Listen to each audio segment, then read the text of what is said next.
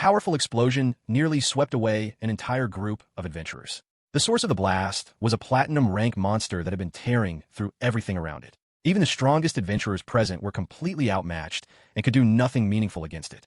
Standing before the exhausted and battered group, an enormous dragon let out a thunderous roar and declared with contempt that humans were utterly powerless before dragonkind. One bloody knight from the group barely managed to keep himself upright, using his sword to steady himself against the ground. Then, from behind a cloud of dissipating smoke, the dragon sensed something approaching. A large and heavy-set man wearing a tuxedo and glasses stepped out of the smoke, carrying nothing but a baseball bat. He spoke in a casual and unhurried tone, excusing himself and noting with mild surprise that there were already people in the area. The exhausted knight snapped around to face him immediately, demanded to know who he was, and told him to leave at once. The knight was baffled by what the man was wearing, and seeing that he carried only a bat, wondered where on earth he had wandered in from. The dragon roared again and declared furiously that it was going to reduce every last ignorant human in the area to ash. Without any particular urgency or show of effort, the tuxedo man swung his baseball bat in the direction of the dragon. What followed left every adventurer present in a state of stunned disbelief. The dragon burst with blood from the impact.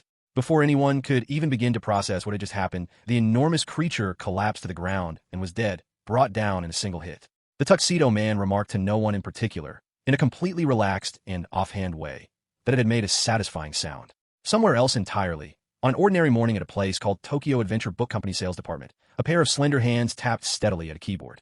The man behind them was Keita Sato, a thin man with glasses who was focused entirely on his work. He was 41 years old, unmarried, and by his own assessment, nothing more than an ordinary office worker at a publishing company. In the background, someone exclaimed in frustration that an event had been canceled at the very last minute.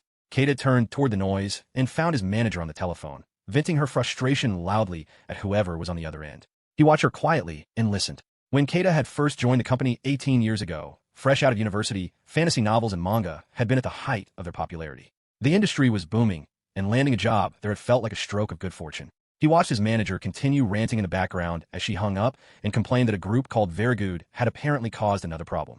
Verigood was a well-known group of dungeon streamers with a large following among younger people.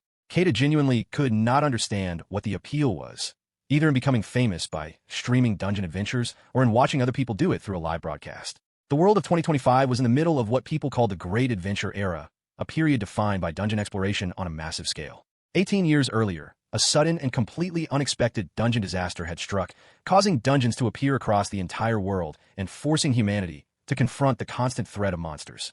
Defeating those monsters produced powerful items, and the people who did so became known as adventurers, celebrated as the heroes of modern society. It was entirely natural that the younger generation would look up to such people and aspire to live that kind of life. The young people of today had grown up in a world where dungeons had always existed, making them what many called dungeon natives, a generation that treated adventure as a form of entertainment and shared their dungeon exploits openly on social media. Because reality itself had come to surpass anything that fantasy could offer, the demand for fantasy publications had dropped sharply. Keita thought to himself that it was no wonder their book sales had fallen so far. In order to stay afloat, the publishing company had shifted its focus towards selling books and merchandise connected to popular dungeon live streamers. Keita reflected quietly that he had probably crossed the line into being officially old, given that he could no longer make sense of what young people found interesting. He continued tapping at his keyboard, finding the whole thing dull and uninspiring. His boss asked him if he was trying to head home. He replied simply that working hours were over. His manager then brought up the Verigood incident and told him they needed to go and offer apologies to everyone involved in the fallout. Keita pointed out that his colleague Hikari was the one assigned to handle that matter. His manager acknowledged that, but said they needed all the help they could get, and told him he would have to assist as well. At that point, a young woman politely cut in. It was Madoka Hikari, visibly flustered and on the verge of tears, insisting to the manager that she could not ask Keita to get involved in her mess. She felt strongly that it was her own responsibility to deal with it and did not want to cause trouble for her senior colleague. Hikari was in her second year at the company, having joined after finishing university, and was the person in charge of everything related to dungeon live streamers. Keita thought to himself that Hikari was far more capable than he was and had a deep and genuine sense of responsibility. He had also seen firsthand how the pressures of this kind of work had driven several people to leave the company entirely due to the damage it had done to their health and well-being. Keita smiled at her and told her calmly that he was happy to help, and that having two people handle it would make it easier on both of them. Hikari's face went red. The manager then turned on Keita and said he should have been more willing to pitch in from the beginning, and since he was an old hand who knew nothing about dungeon live streamers, the least he could do was get down on his knees and bow his head as part of the apology.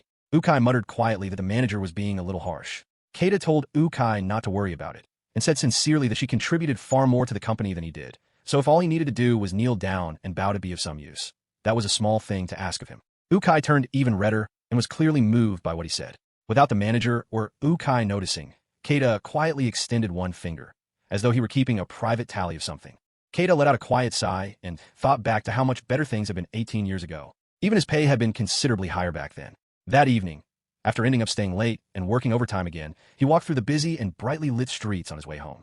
Something caught his eye and made him stop in his tracks, along with several other people nearby. A familiar piece of music played from a large digital billboard overhead, and Keita looked up to see what was on the screen. A live streamer named Swearin, who was an official streamer for a group called ZBK, was on the screen promoting and talking about a production called Doom, which was currently recruiting streamers for its third season. Keita had actually stopped because he had been looking at the sign for a 24-hour noodle shop located just beneath the digital billboard. His stomach let out a growl of hunger, but he grimaced when he saw that even a regular beef bowl cost 490 yen. He turned and walked away. As he did, someone behind him used fire magic out in the open street. The person's companions laughed and pointed out that using magic on the street could get him arrested. The young man responded arrogantly that it did not matter, reasoning that the more outrageous the stunt, the more likely it was to go viral. He said that without growing their subscriber count, they would not be making any money. The hooded young man who had used the fire magic glanced casually over at Keita and made a pointed remark, implying that he had no desire to end up as a boring corporate worker, grinding away like some old man, the way Keita clearly was. His companion laughed and agreed, finding it hilarious that Keita had just been standing there staring longingly at a beef bowl shop. Keita felt a flash of irritation. He quietly extended a second finger, adding to whatever private count he was keeping, and did not give the young man another look as he boarded the train and left. He had heard that these days, a person could earn significantly more money working as an adventurer than as a regular company employee. Keita closed his eyes on the train and shrugged the thought off. Their lives were their own, and his life was his own. A short while later he arrived home and called out an apology for being late. A girl lying on the sofa and scrolling through her phone looked up, smiled, and welcomed him back. The girl was Hikari Amahara, 16 years old. She got up and asked him if he would like dinner, mentioning that she had made cheese curry. Keita thanked her and said he had been working late and had worked up quite an appetite. Hikari was his niece, the daughter of his older sister. She put on an apron and told him she would heat the food up for him. After Keita's parents had passed away, he had been living alone in the house he had inherited from them. But his sister had eventually come back to live there with Hikari after separating from her husband. Having his sister around was one thing, but sharing his home with a teenage niece was a different matter entirely. He glanced over at Hikari as she cooked and noticed with some awkward concern that her shirt was cut quite open at the sides, though he felt he was not really in a position to say anything about it. A little while later, Keita took a big mouthful of the food Hikari had prepared and complimented her sincerely, saying it was delicious. Hikari thanked him and then teased him with a smile, saying that watching him eat with such obvious enjoyment made her want to cook even more for him. Keita inwardly sighed and told her that meals were honestly his only real source of pleasure in his otherwise uneventful life. Hikari found that quietly depressing to hear. He then praised her by saying her cooking had improved a great deal. Hikari lit up happily and said it was because she put all her love into it when she cooked for him. Keita did not react to that particular comment, and instead remarked with genuine appreciation that the carrots had been cut into the shape of little stars, which he found charming. Hikari was mildly exasperated that her uncle still showed no reaction to her more heartfelt remarks. She glanced at her phone and told him he was very hard to read. Then something on her phone caught her attention. It was Verigood, the live streamers. She asked Keita if he knew of them, explaining that they were popular dungeon live streamers and that her friends were big fans. Keita thought privately to himself that he had just spent extra hours at work that very evening cleaning up after their mess. On the live stream, Verigood released a statement to their followers saying that they had no regrets about the recent controversy, that they had simply said what they wanted to say, and that they thought it was unfair that Japan had not accepted it. Keita's patience snapped when he heard them go on to say that they had not caused any trouble and could not understand why everyone was upset. Hikari herself cringed and found their attitude disgusting and arrogant, and then she noticed the dark expression that had settled over her uncle's face. Keita gloomily extended a third finger to his private count. He then abruptly stood up, thanked Hikari for the wonderful meal, and told her he was going out for a little while. Hikari asked with surprise where he was going at that hour. He told her simply that he felt like getting some exercise. He put on his jacket and told her it was getting late and that she should go to bed. She watched him head out and told him to enjoy himself, but after a moment, a slow smirk crept across her face. Out on the busy streets, Hikari had secretly followed her uncle from behind and was filming him with her phone. She had always thought her uncle was a strange person. He went out at odd hours and came back covered in blood, which had startled her more than once.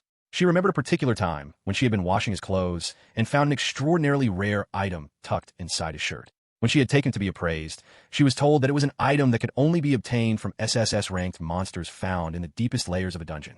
Hikari had been convinced ever since that her uncle was secretly involved in something, despite pretending to have no interest in dungeon live streaming or adventuring at all. She had decided that today was the day she would finally catch him in the act. A few minutes later, she found herself standing in front of a large building, where a group of people were gathered outside protesting, calling for the reclaiming of Shinjuku and the freeing of the dungeons. Hikari was completely caught off guard when she realized she had arrived at a batting cage. She peeked inside and watched her uncle pay for an hour at the registration desk, and she smirked to herself. What Hikari had not let on was that she was herself a registered adventurer under the name Hikari Nindo, and that her main skill was stealth, ranked at SSS level. She slipped inside silently, keeping herself hidden as she trailed her unsuspecting uncle. She began to think that nothing seemed particularly out of the ordinary, but then she watched Keita open a door and step through it, and the moment it shut behind him, he simply vanished. Hikari was stunned. She second-guessed herself for a moment before concluding that the door must be an entrance to a dungeon. A notice flashed on the door revealing that the dungeon beyond it was recommended for adventurers at level 140. Hikari stared at it in complete disbelief. Keita had walked in without any visible hesitation or concern whatsoever. She could not comprehend why her uncle would spend a paid hour in a place like that. Even an adventurer with gold rank status would not survive 10 minutes wandering around inside such a dungeon. Hikari thought the whole setup felt deeply suspicious and unquestionably dangerous. She reminded herself that she would be fine as long as she used her stealth skill, and she followed him inside. Hikari watched with growing worry as her uncle walked through the dungeon so casually and without any apparent caution. Then an enormous frog emerged from the shadows nearby. Hikari recognized it immediately as a diamond frog, a type of monster known for blending seamlessly into walls and ceilings. She cringed at the sight of it. Diamond frogs were considered lethal weapons in their own right, their skin completely impervious to any form of attack. Hikari's breath caught in her throat and panic set in as she thought about what was coming. An ordinary businessman in a suit would be killed in an instant by something like that. As the diamond frog launched itself at Keita, Hikari screamed out a warning to her uncle, but he did not hear her. Then something shifted in Keita's expression. His glasses caught the light as his face turned calm and focused. As the frog let out a roar, Keita drew his bat and swung it squarely at the creature, sending it flying a great distance away with a single blow. Hikari stood frozen in shock at what she had just witnessed. Keita had taken down the diamond frog with complete ease, and he looked almost delirious with satisfaction as he remarked to himself that it had made a wonderful sound. Hikari could not believe it. Even the top dungeon live streamer, the CEO Owari, had needed 2 strikes from a 300 million yen sword to bring down a diamond frog. But Hikari quickly shook herself back to alertness, reminding herself that her uncle still could not afford to let his guard down. The reason diamond frogs were always spoken of in the plural was because they never traveled alone. They always came in groups. Sure enough, an entire swarm of diamond frogs descended on Keita from all directions. He planted his feet, steadied himself, and launched into a relentless assault. With each swing of his bat, he shouted out what each hit was for. One was for his obnoxious boss. Another was for those rude young men on the street. Hikari watched with her eyes wide open as her uncle tore through the frogs one by one in a single hit each, using the battle as a way to release every bit of frustration that had been building up inside him. For his final strike, he screamed that it was for those self-centered dungeon live streamers who caused endless trouble for other people simply because the only thing they ever cared about was themselves. Hikari stood there completely stunned, barely able to process what she was seeing. Her uncle was unbelievably powerful. When the last frog had been defeated, Keita exhaled slowly with a deeply satisfied expression on his face. Hikari had never once seen him look so full of life before. She stood there thinking quietly, wondering if this was how he had been releasing his stress all along, completely out of sight and without anyone knowing. She felt a wave of sympathy for him. Then a thought crossed her mind. What if she streamed it? She grabbed her phone and started a live stream. Almost immediately, a comment popped up congratulating her on her very first live broadcast. Hikari's face lit up, seeing that comments were already coming in. Someone in the chat asked where they were, pointing out that it did not look like the upper floors of a dungeon. Others quickly chimed in saying it had to be the deeper layers, given that Keita was fighting diamond frogs. Some viewers recognized the monsters from a walkthrough stream that another streamer named Swearin had done, noting that Swearin had managed to defeat diamond frogs, but only barely. Another commenter questioned why Keita was wearing a suit, where his party was, and what equipment he was actually using. Comment after comment flooded in, with some demanding to see Keita's face more clearly. The chat was growing fast and lively. Then, without warning, an explosion went off directly in front of Keita, and from it emerged an enormous serpent. It was a diamond boa, an SSS rank boss monster. The comment section erupted into panic, with viewers expressing fear for Keita and insisting he was in serious trouble. Hikari recognized the creature and cried out in alarm, knowing the diamond boa was a boss monster that was considered far beyond what most people could handle. She screamed for her uncle as the diamond boa lunged at him. But Keita, still deep in the process of letting out all his pent-up frustration, did not hear her. The sound of his metal bat rang out as he used it to deflect the boa's attack and swung back at the creature. The impact was so tremendous that the force of it sent tremors through the dungeon walls all around them. The viewers on the live stream went into a frenzy, many convinced that it was over and that Keita was already finished. Then the diamond boa suddenly stopped moving. The live stream chat fell into confused silence as people asked each other what had just happened and whether Keita was already dead. Hikari was startled to see her uncle still standing there in his suit, holding his metal bat, but somehow looking larger and more physically imposing than before. She could not understand what she was looking at. The live stream feed cleared up and showed Keita's buffed-up form to the audience, leaving everyone watching in a state of bewildered confusion. Keita settled into his stance and raised his metal bat, ready and waiting. He yelled at the diamond boa to bring it on. The creature hissed loudly and launched itself at him again with tremendous force, sending powerful winds surging through the dungeon. Keita closed his eyes for just a moment, and his mind drifted back to the past. He remembered being a young pupil, being ordered by a classmate named Shun to do the cleaning that day in his place. Young Keita had tried to remind Shun that Shun himself had said he would do it, but then Shun's friends had shown up with a soccer ball and called for him, and Shun had simply brushed it off and left. Young Keita had smiled on the outside, but inside he had trembled with quiet anger. He remembered how it had always been that way, how he always ended up with the unpleasant tasks, how everyone always came to him with their demands. Some of his classmates had felt sorry for him back then. Others had laughed and said it was fine because he always smiled and went along with things, so he must enjoy helping people. Then more recent memories surfaced. His manager calling him an old-timer who knew nothing about dungeon live streamers. The arrogant young man on the street saying he never wanted to end up as a corporate loser like him. And then Verigood's completely unapologetic statement, broadcast to the world while he had spent extra hours at work cleaning up the mess they had made without a single word of acknowledgement or thanks. Keita's grip on his metal bat tightened until his knuckles went white. He thought about every audacious and selfish thing that had been said and done to him, and something inside him reached its breaking point. He let out a furious roar and swung his bat at the diamond boa with everything he had. The creature burst with blood and was sent flying through the air. Every single person watching the live stream, including Hikari herself, was shaken to their core. The diamond boa crashed to the ground, defeated. The live stream exploded with reactions. Many viewers refused to believe what they had just seen, insisting there was no way someone could defeat a boss monster in the deeper layers of a dungeon using nothing but a cheap metal bat. Others declared with excitement that a remarkable newcomer had appeared. Though nobody had gotten a clear look at Keita's face, some commenters guessed from what little they could see that while he might be new to streaming, he looked like he was not a young man. Most of the comments poured in with praise, saying it was incredible and that the sound of the bat connecting had been deeply satisfying. Both enthusiastic and skeptical comments filled the chat in equal measure. Hikari's hand holding the phone was trembling with excitement as she watched the stream going viral in real time. She stared at her uncle in utter amazement as he stood there drenched in the blood raining down from the diamond boa. She thought to herself that her uncle was simply the best. By the time that night's stream was done, she had already gained over 10,000 subscribers. Keita, having finished off the boa, let out a long, satisfied breath and felt genuinely great for the first time that day. Hikari smiled to herself, already catching the overwhelming scent of money in the air. 18 years ago, dungeons suddenly appeared all over the world in an event that came to be known as the Dungeon Disaster. This completely unprecedented catastrophe threw Japanese society into a state of great confusion, and both the internet and mass media were flooded with speculation and alarm about what it all meant. The world was on the verge of changing forever. And yet, at that very moment, the ordinary office workers of Japan were doing exactly what they always did. They were working.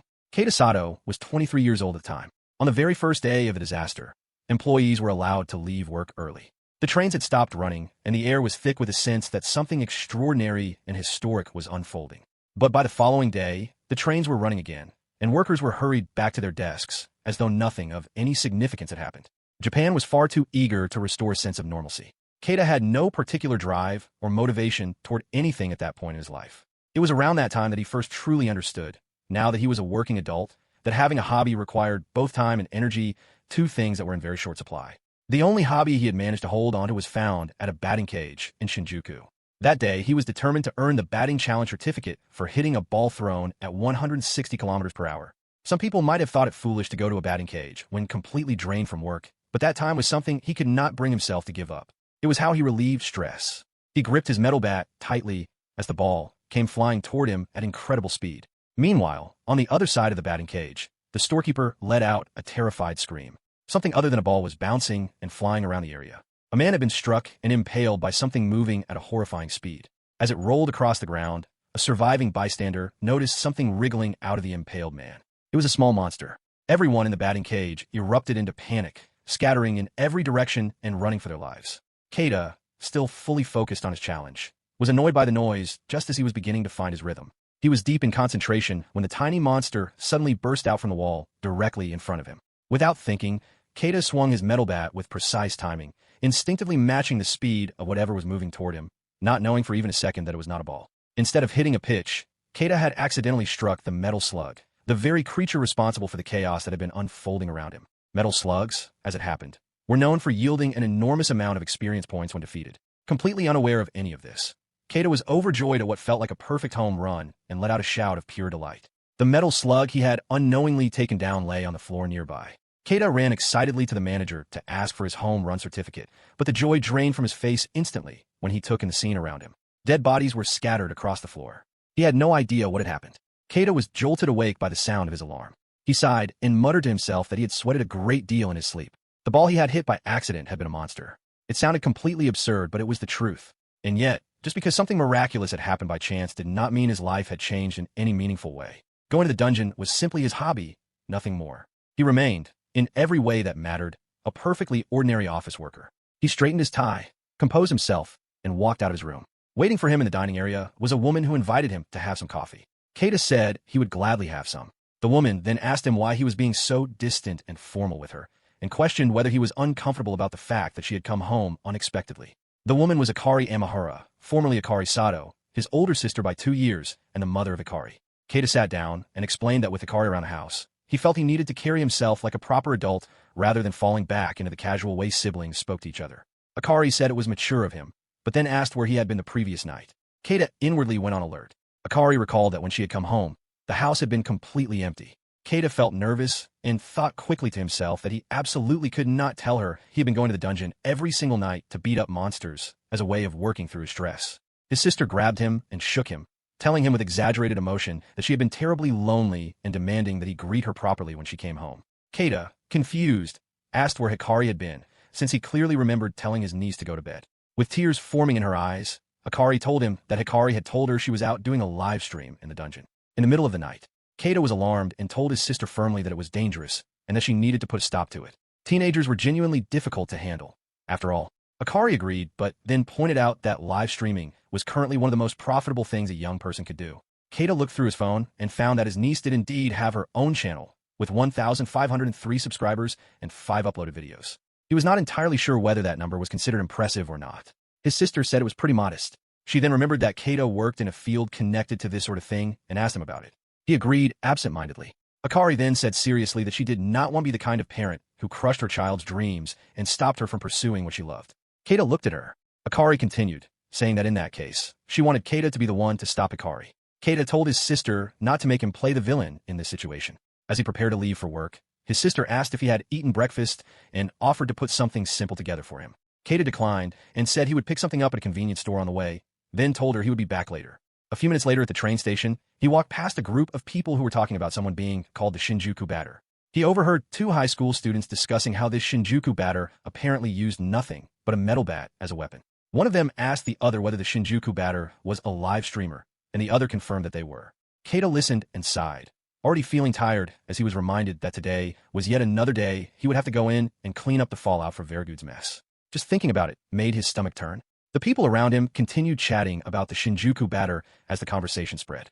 Keita thought to himself that since dungeon live streamers were directly connected to his line of work, it would probably be worth learning a little more about them. He found himself wondering idly what kind of person the Shinjuku batter actually was. He sighed again and glanced behind him, noticing that the businessman standing nearby looked absolutely exhausted. When Keita arrived at his workplace, a visibly shaken and disheveled Ukai greeted him with a good morning. He asked right away whether she had been up all night. She confirmed that she had, explaining that Verigood's apology video had gone viral once again and that their sponsors had been furious, forcing her to spend the night writing and sending out sincere apology emails to each of them. Keita looked at her pitiful state and covered his mouth. He reached into his bag and told her she needed to get some rest. He handed her some food. Ukai thanked him gratefully for the rice ball. Keita advised her that once she had eaten, she should take a nap and then have a shower, pointing out that she had been sweating quite a lot. Ukai agreed and remembered that the office air conditioner automatically switched off at night, which explained the state she was in. Ukai then brought up the question of what they were going to do about the Verigood situation. She explained that live streamers who belonged to major agencies like Dune tended to ignore their outreach entirely when contacted, and she wondered aloud whether there were any popular live streamers out there who would be willing to work within their budget. Keita mentioned cheerfully that his own niece had recently started streaming. Ukai asked how many subscribers she had. When Keita told her it was around 1,500, Ukai immediately apologized and said that it was simply not enough for what they needed. She sighed and said she hoped the person being called the Shinjuku batter would respond to them. Keita turned to her and asked whether that person was actually famous. Ukai lit up with excitement and told him that the Shinjuku batter had been the talk of everyone the previous night. He was a major newcomer who had surpassed 10,000 subscribers on the very first broadcast. Keita listened with growing astonishment. Ukai continued, saying it was an extraordinary debut for a solo streamer, and that the Shinjuku batter had gone into the deeper layers of dungeon alone for his very first live stream, and had defeated an SSS-ranked Diamond Boa in the process. She remarked with enthusiasm that this could very well be the beginning of something legendary. Keita went quiet for a moment. He thought to himself that the Diamond Boa was the very same monster he had defeated the previous night. He asked Ukai casually whether that monster was considered particularly strong. Ukai told him that Verigood had been completely wiped out by that exact monster before. The Diamond Boa possessed a 90% physical damage reduction ability known as Diamond Power, making it one of the strongest boss monsters in existence. Even a top-tier raiding party of more than 20 people struggled to defeat it in a coordinated raid battle. Keita thought back quietly to the previous night, recalling that while the Diamond Boa certainly had extremely hard scales on the outside, its internal structure was actually quite fragile. If one could deliver an impact precisely enough through the sweet spot of a bat, it was possible to transmit enough force to cause real damage. He turned the whole thing over in his mind, telling himself that the connection could not be right. The timing of the Shinjuku batter defeating the Diamond Boa the same night he had been there was surely just a coincidence. Besides, he had not been live streaming anything he did. Going to dungeons was simply his hobby, his way of dealing with the stress that built up day after day. It had to be a coincidence. He left it at that. A few hours later, Ukai and Keita stood together in front of their manager. The manager explained that Verigood had originally built their large subscriber base by repeatedly posting controversial content that constantly hovered on the edge of going viral, and that despite everything, they had been valuable to the company because they could be reliably assigned to projects. But her patience had run out. She told them with clear irritation that they were cutting those troublesome streamers loose, and she ordered Ukai to move quickly and find a replacement dungeon live streamer to work with. She warned them both to expect overtime work for the foreseeable future until a suitable replacement was found. Both Ukai and Keita looked as though the life had been completely drained out of them upon hearing the word overtime. Meanwhile, across the city at a school, Hikari was staring at her phone with barely contained delight. The channel she had secretly created for her uncle had already climbed to a whopping 17,000 subscribers. She kept quietly praising her uncle to herself, marveling at how incredible he was and saying she loved him dearly for making the numbers grow the way they were. Her friend sitting beside her looked on with mild boredom and asked whether Hikari had some kind of sponsor funding this whole thing, and then pointed out more seriously that a person could not just stream someone else without their knowledge or permission, and that Hikari was going to get caught sooner or later and find herself in real trouble. Her friend also recalled that Hikari's uncle was exactly the kind of man who did not like drawing attention to himself. Hikari beamed and said she was well aware of that, and that her uncle was the type who got secondhand embarrassment just from exposure to youth culture, and since he did not watch live streams at all, there was absolutely no way he would ever find out. Her friend commented that it sounded exhausting to be so completely disconnected from anything the younger generation was into. She then mentioned that she had done a little digging and found out something interesting, which was that the batting cage Keita regularly visited had apparently been directly affected by the dungeon disaster 18 years ago. Hikari asked her friend whether she was talking about the dungeon disaster. Her friend confirmed it and explained that many people had died at that location, and that even after the batting cage had eventually reopened, the dungeon gate that had appeared there during the disaster had remained in place. Hikari noted that this was fairly common, and her friend went on to explain that there were quite a number of such gates scattered around Shinjuku, and that while only a few of them were officially managed by the Japan Adventurers Guild, those are the ones that most adventurers chose to use. Hikari said it made sense since they were convenient and well-maintained. Her friend agreed, but then added something more significant. She told Hikari that the particular gate her uncle used was one that led directly to the deepest layer of the dungeon, meaning that even the highest-ranking adventuring parties could face death if they charged in without proper preparation and caution. Hikari was thrilled by this revelation and praised her uncle with admiration, thinking he was genuinely incredible. Her friend then shifted to a more serious tone and pointed out that Keita had been someone who had helped Hikari through genuinely difficult times in her life. She asked Hikari plainly whether it was really acceptable to expose someone like that to the public without his knowledge or permission. Hikari visibly felt a pang of guilt at hearing this. Her friend softened a little upon seeing her reaction and said she understood how Hikari felt, acknowledging that it would truly be a shame to walk away from a video that had already hit 1 million views. Hikari agreed and told her friend Mia that she would tell her uncle the truth. Mia said that was the right decision. But then Hikari added the condition that she would tell him the truth after she had become a billionaire first. That left Mia completely caught off guard. A little while later in the school hallway, Hikari told Mia that in the meantime, she was going to set up filters to obscure her uncle's face and personal information.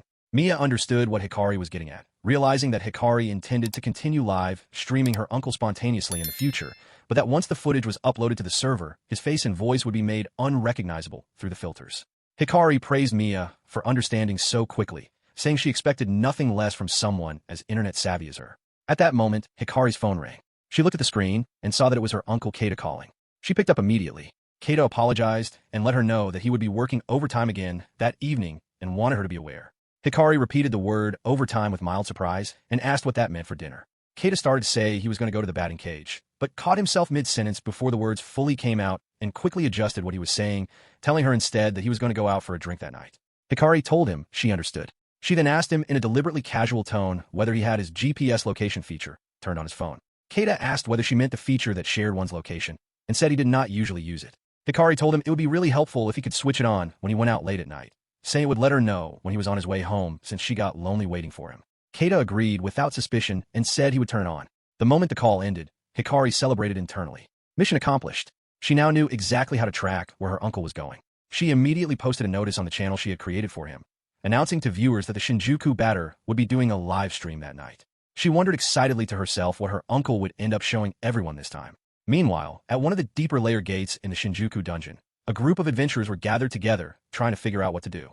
Someone addressed a member of the group, named Potato, pointing out that all the work they had lined up had fallen through, and they were left with nothing. A man named Mash said they were completely finished, and stood beside another member called Vinegar.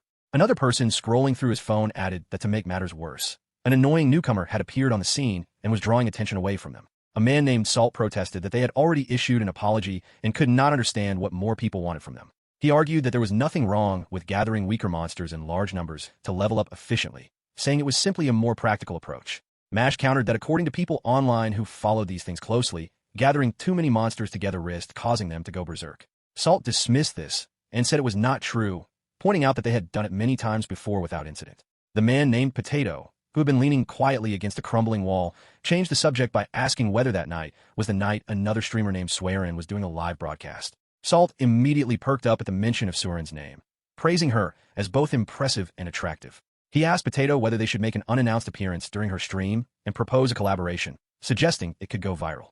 Potato said that a simple collaboration would not be enough on its own. Whatever they did needed to be big enough in scale to completely overshadow the controversy surrounding them. He suggested that if they could manage to dramatically rescue a live streamer who was in genuine danger right in the middle of a broadcast, that kind of moment would be powerful enough to turn public opinion back in their favor. The group in question was then revealed to be none other than Verigood themselves, the controversial dungeon live streamer group, with 420,000 subscribers. Late that night somewhere in Tokyo, Ukai noticed Keita quietly counting something and asked if everything was all right. Keita said the situation was more frustrating than he had expected. He spoke seriously about how, if a company wanted people to work for them and deliver real results, those people deserve to be fairly compensated for their effort. That was simply how things should work. But their manager wanted high-quality performance at a bargain price, and the idea of being forced to work unnecessary overtime for that reason was something he could not stand. As he continued venting, his irritation grew with every passing minute. He thought to himself that if they were at least paid for the overtime, it would be bearable, but unpaid overtime was an entirely different matter. Ukai apologized to Keita for dragging him into work that was originally her responsibility. Keita assured her that there was no need for her to apologize. Ukai thought to herself that even though he said that, she still wanted to show her appreciation in some way. She spotted a ramen shop nearby and immediately suggested treating him to a bowl as a small gesture of thanks. Keita responded right away that he could not allow a junior colleague to pay for him. He adjusted his glasses and added that beyond that, from a workplace conduct standpoint, it was not really appropriate for the two of them to go out and eat together as co-workers of the opposite gender. Ukai thought privately to herself that since neither of them was married, there was really no reason to worry about it. Keita then added that carelessness in such situations could be very dangerous, particularly when it came to someone as attractive as she was. Ukai was completely caught off guard by the remark and felt her face go red. Keita bowed respectfully and wished her a good night before walking away. Once he was out of earshot, he shivered to himself, thinking that had been a close call. The last thing he needed was for rumors about unwanted advances or inappropriate behavior to start circulating around the office. He was relieved that he had managed to slip away from the situation so smoothly. A short while later, he arrived at the batting cage, paid his 500 yen entrance fee, and the storekeeper told him to enjoy himself. He walked toward the dungeon entrance, completely unaware that his niece was trailing behind him. Hikari grinned to herself, having been waiting for him, and was already looking forward to capturing great footage that night. She summoned a familiar, a spirit drone that took the form of a small cat.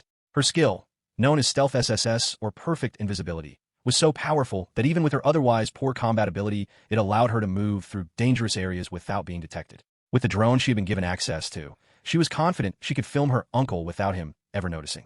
Then Keita suddenly turned around, his gaze moving directly toward where Hikari's invisible familiar spirit was hovering. Something had made him feel as though he was being watched. Hikari went tense with nerves. Keita was known to have exceptionally sharp perception, and she noted this with quiet alarm. He suddenly swung his metal bat, and it landed just beside Hikari, coming dangerously close to hitting her. Hikari's heart nearly stopped. She was terrified of being discovered. Keita felt that something was definitely there. Then by accident, the tip of his metal bat made contact with something directly in front of him, poking it in a way that confused him completely. He muttered to himself about what the strange, squishy surface could be. He turned the possibilities over in his mind, wondering whether it was some kind of monster or perhaps a slime, before considering that it might be something else entirely. Hikari stood frozen, desperately trying not to make a single sound or movement. Then, from deep within the dungeon layer below, a loud siren suddenly blared out. Keita let go immediately and turned his attention toward the source of the sound, heading off in that direction. Hikari exhaled with enormous relief. Meanwhile, down in the Shinjuku dungeon at the border area of level 140, an adventurer named Swearin had just made a terrible discovery. What had appeared to be a treasure box turned out to be a trap. Her teammates immediately alerted her that it was a serious situation, as diamond frogs had begun gathering around them in large numbers. One teammate pointed out that even a single diamond frog was a difficult and exhausting enemy to deal with. Another girl on the team panicked and asked how many there were, quickly concluding in her panic that they were all going to die. Swearin snapped at her team and told them firmly that they would do everything possible to survive before talking about dying. The comment section of her live stream was going absolutely wild with reactions. Swearin noticed some inappropriate comments coming in and reported them with irritation, making clear that she could see everything they were writing and reminding everyone that they were not going to die. At that moment, one of her teammates was grabbed and bound tightly by the tongue of one of the diamond frogs, crying out that this was not the time for Swearin to be dealing with comments and that she urgently needed help.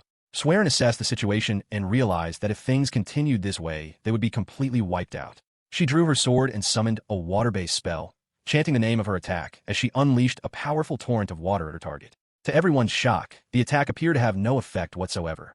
Not a single point of damage. Before Swearin could react, a diamond frog lunged at her and bound her tightly with its tongue, squeezing harder and harder.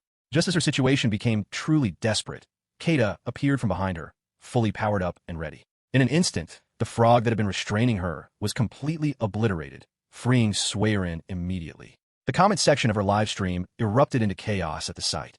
Keita's face appeared on screen in a blurred and distorted form, as the streaming system automatically applied an AI filter to obscure the faces and voices of any adventurers who had set their accounts to private or any general members of the public who had not given their consent to be shown. What the viewers saw was a man in a suit, holding a metal bat. The question exploded across the comment section almost immediately. Was this man the Shinjuku batter? Swearin herself stood there in stunned silence, staring at him. Keita stood positioned in front of Swearin and her teammates, facing the remaining diamond frogs. Above them, Hikari's invisible, familiar spirit hovered with its camera. The live stream had already climbed to 32,055 viewers. Hidden behind a wall, Hikari was giggling to herself as the view count continued to surge by the thousands. She thought her uncle was absolutely the best. The fans watching the stream were going wild, with some arguing about whether this was a planned collaboration, while others insisted it could not be, that Swearin and the man in the suit had simply happened to be in the same area at the same time. Hikari was delighted that she had thought to leave a link to her channel in Swearin's comment section, though she also found herself marveling at how fortunate her uncle had been to randomly cross paths with a top streamer like Swearin. She laughed to herself, realizing that because Swearin's stream had been dramatically interrupted, more and more people were being funneled directly to her channel. She could practically hear the sound of money rolling in. Back where Keita stood, Swearin and her teammates watched everything unfold in complete disbelief. Swearin thought to herself that the three of them had struggled enormously just trying to deal with the diamond frogs, and she could not begin to comprehend how Keita was capable of what she had just witnessed. He was frighteningly strong. A gem rolled across the ground as the last of the frogs went down. Keita wiped the sweat from his face with his handkerchief and remarked casually to himself that this area was essentially a beginner's level and was perfectly fine for some light and casual fun.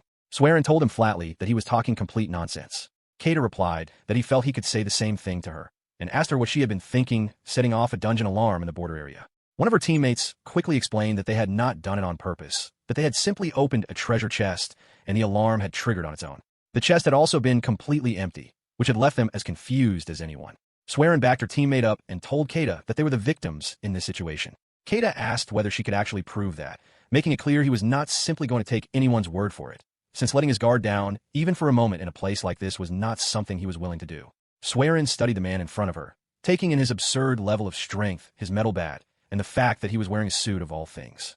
Having heard what he said, she told him that since they were live streaming, he was free to check the footage for himself and see that they had done nothing wrong.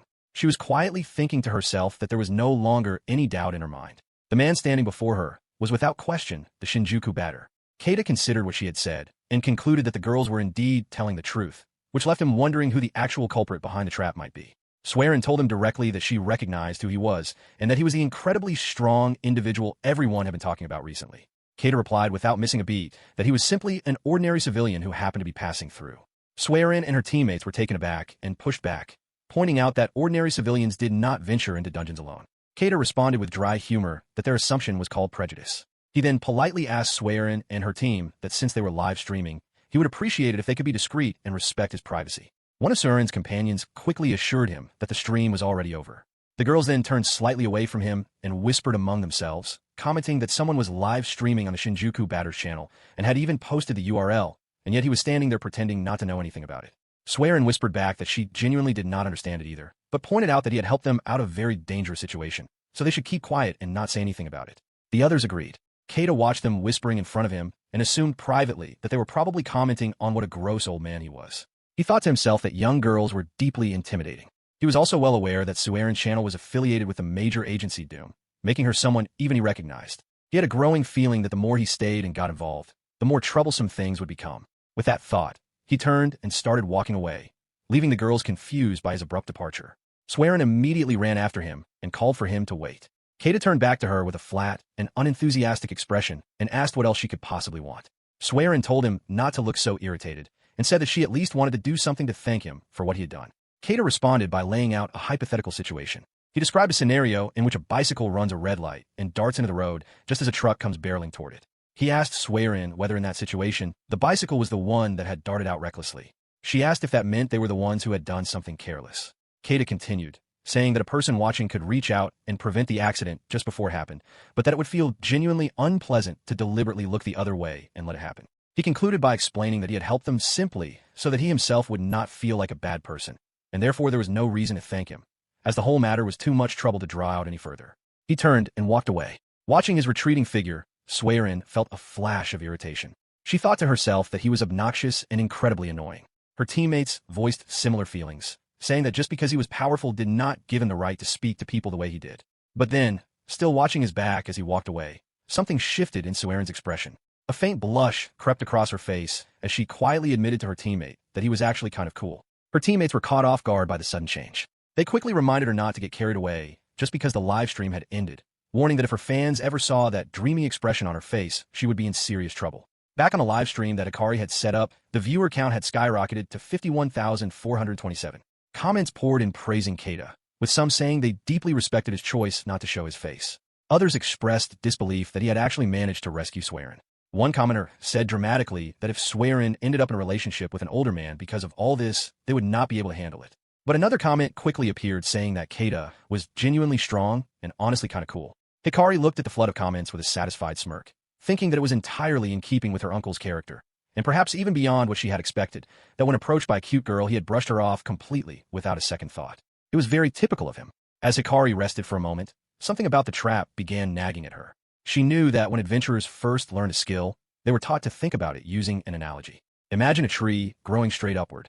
The thick trunk represented the main skill, the core ability that every awakened adventurer was required to learn. In Hikari's case, her trunk was Stealth SSS, a remarkably convenient ability that allowed her to conceal both her appearance and her presence entirely.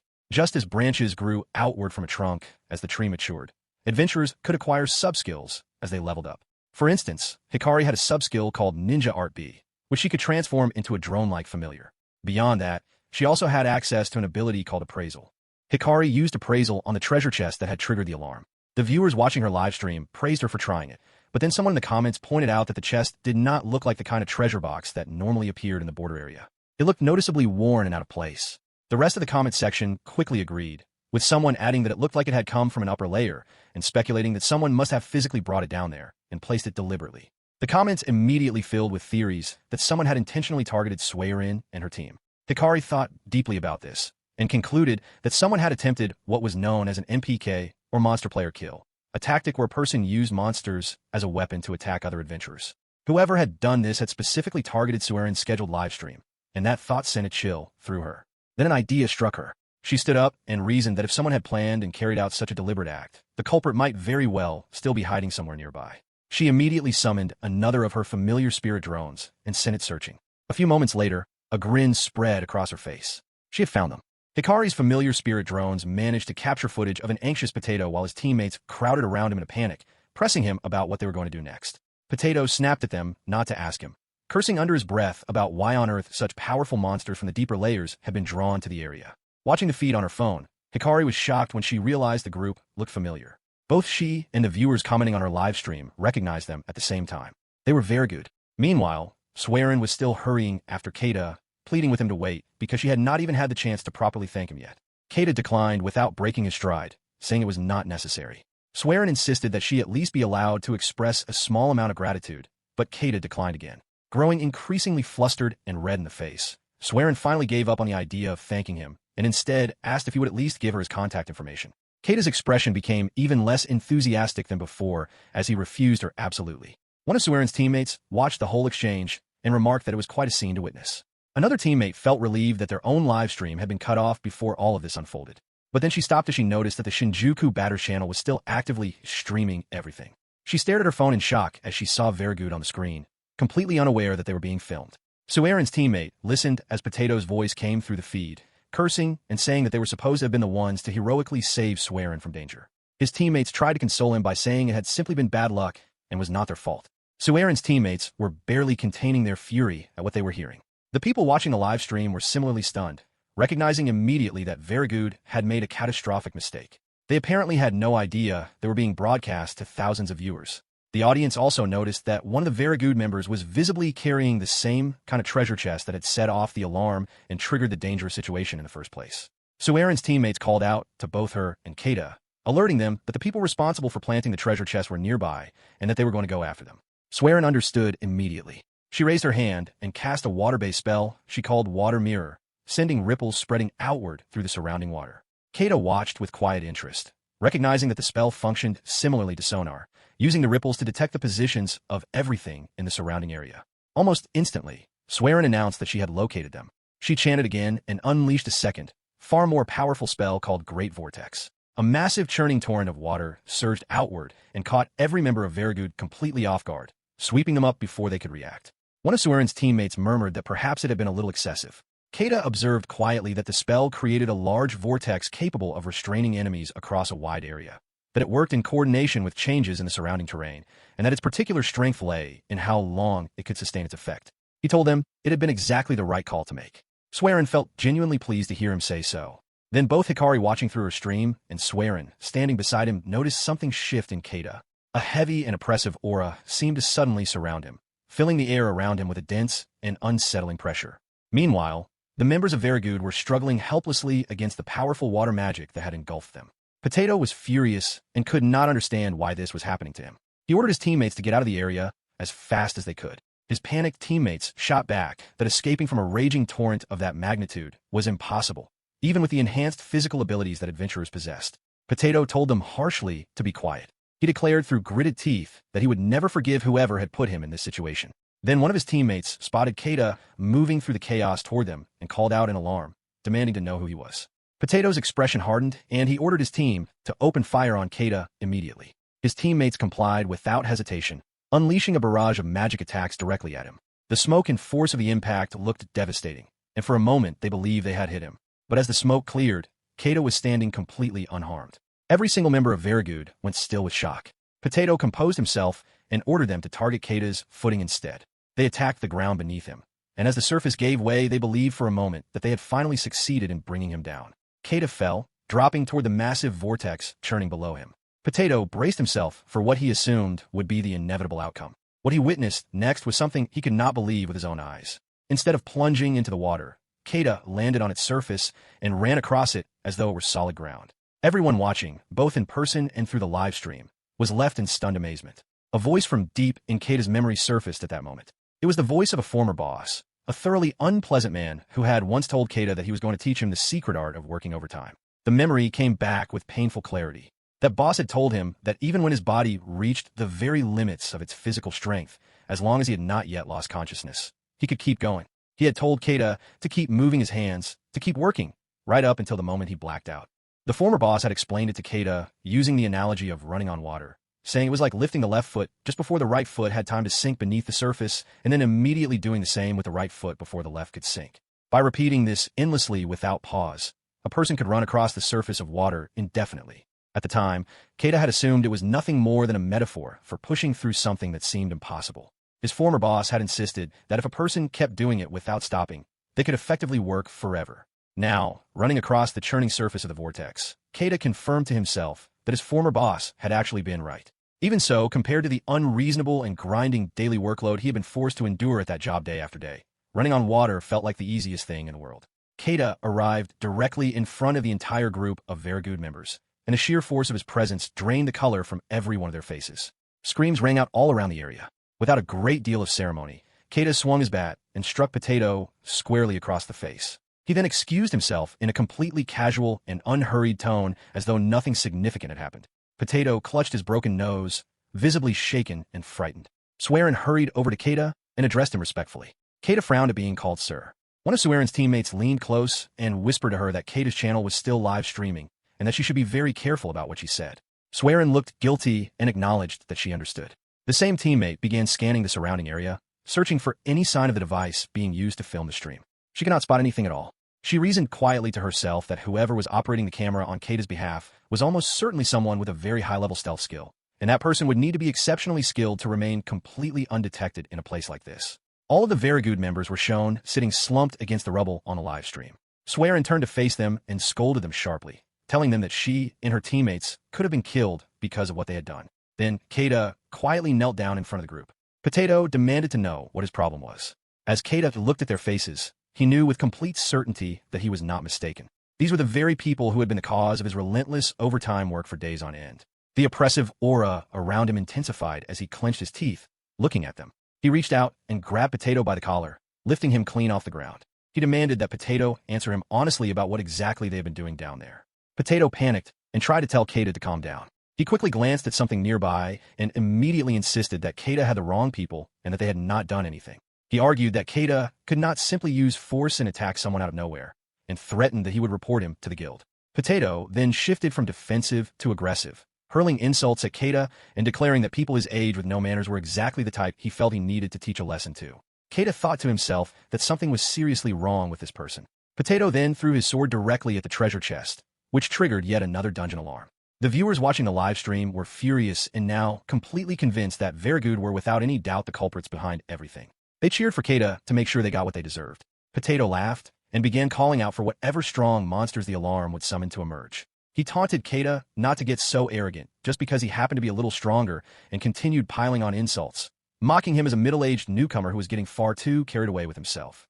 Keita quietly began counting. He extended one finger. Potato told him to go to hell. Then, somewhat anticlimactically, what emerged from the triggered alarm was a tiny, peanut-shaped monster.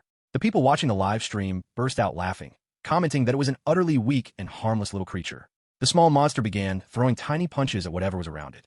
The comment section immediately nicknamed it Peanut Boy. Potato was visibly thrown off by this outcome and scrambled to make excuses, telling Keita that the whole thing had been planned and was just a harmless prank. Keita was not buying a word of it. Potato pressed on, trying to convince him that the original plan had simply been to trigger an alarm and then defeat whatever monsters appeared alongside Suerin as a form of collaboration. Keita looked thoroughly bored by the explanation and asked Potato plainly whether he was seriously claiming that he had recklessly endangered multiple people's lives purely for entertainment. He extended a second finger. Potato grew more frantic and tried to insist that they had intended to save everyone in the end, and that was precisely what they would have done. Keita thought to himself that through all of this, Potato had not once offered even the smallest apology for what had happened. Potato nervously asked if Keita was going to forgive them, admitting that it had all been part of a plan, but insisting it was meant as a joke and that nobody should take it so seriously. Keita extended his third finger and said nothing for a brief moment. Then he drew back and sent Potato flying through the air with a single powerful swing of his metal bat.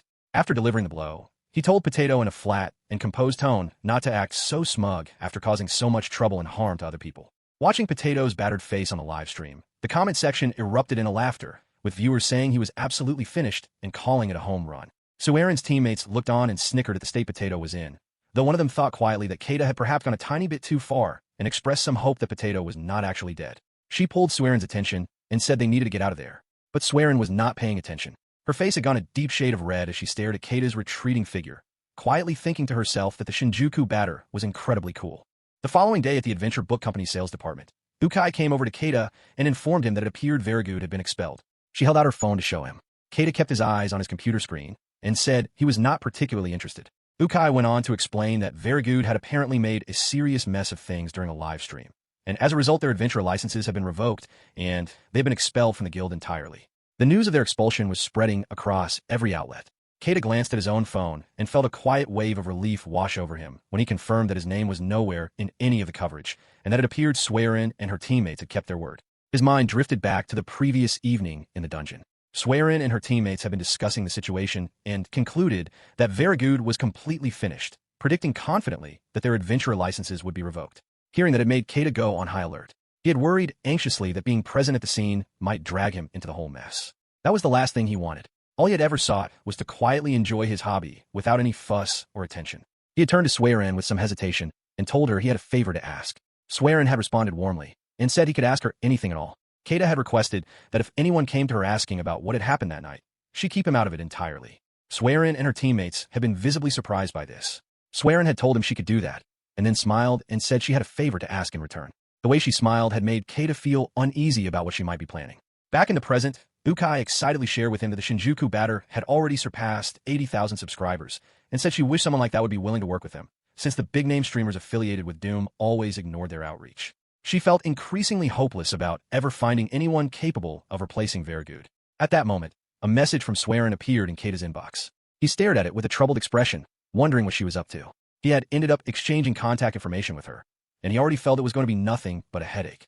Ukai noticed that Keita looked bothered and asked whether he had been spammed with something. Keita agreed that it was something along those lines, vaguely describing it as a young girl trying to rope him into some kind of dating app situation, and said he found the whole thing distasteful. Ukai responded with surprise and said she had received those kinds of messages too. She shared that she had once been contacted by someone posing as an idol asking to be friends, and that a friend of hers had actually been scammed through something similar back in junior high school. She then asked Keita whether he used a particular messaging app. He said yes and mentioned that it was convenient for staying in touch with his family. Ukai lit up and said she used the same one, then asked cheerfully if they could exchange contact information with each other. Keita reacted with quiet alarm. He began frantically searching his mind for a polite way to turn her down, mentally scrambling for any reasonable excuse he could land on.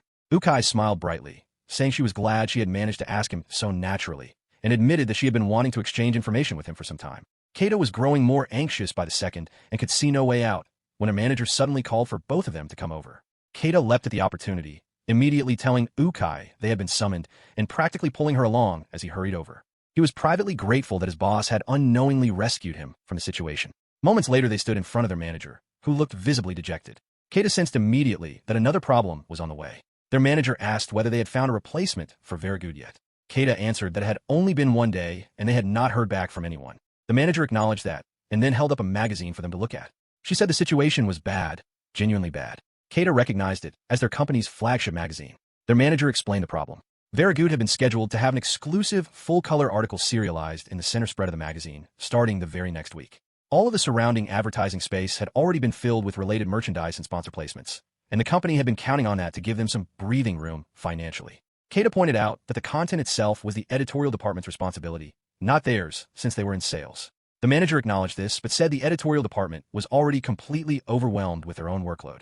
She got straight to the point. She ordered Ukai to go and make a sales pitch directly to Doom Pro, and told Keita to support Ukai in delivering that pitch. Ukai asked to confirm whether she meant Doom Production, the company that managed multiple streamers each with over 1 million subscribers and the leading company in the entire industry, with Suerin's channel among its roster.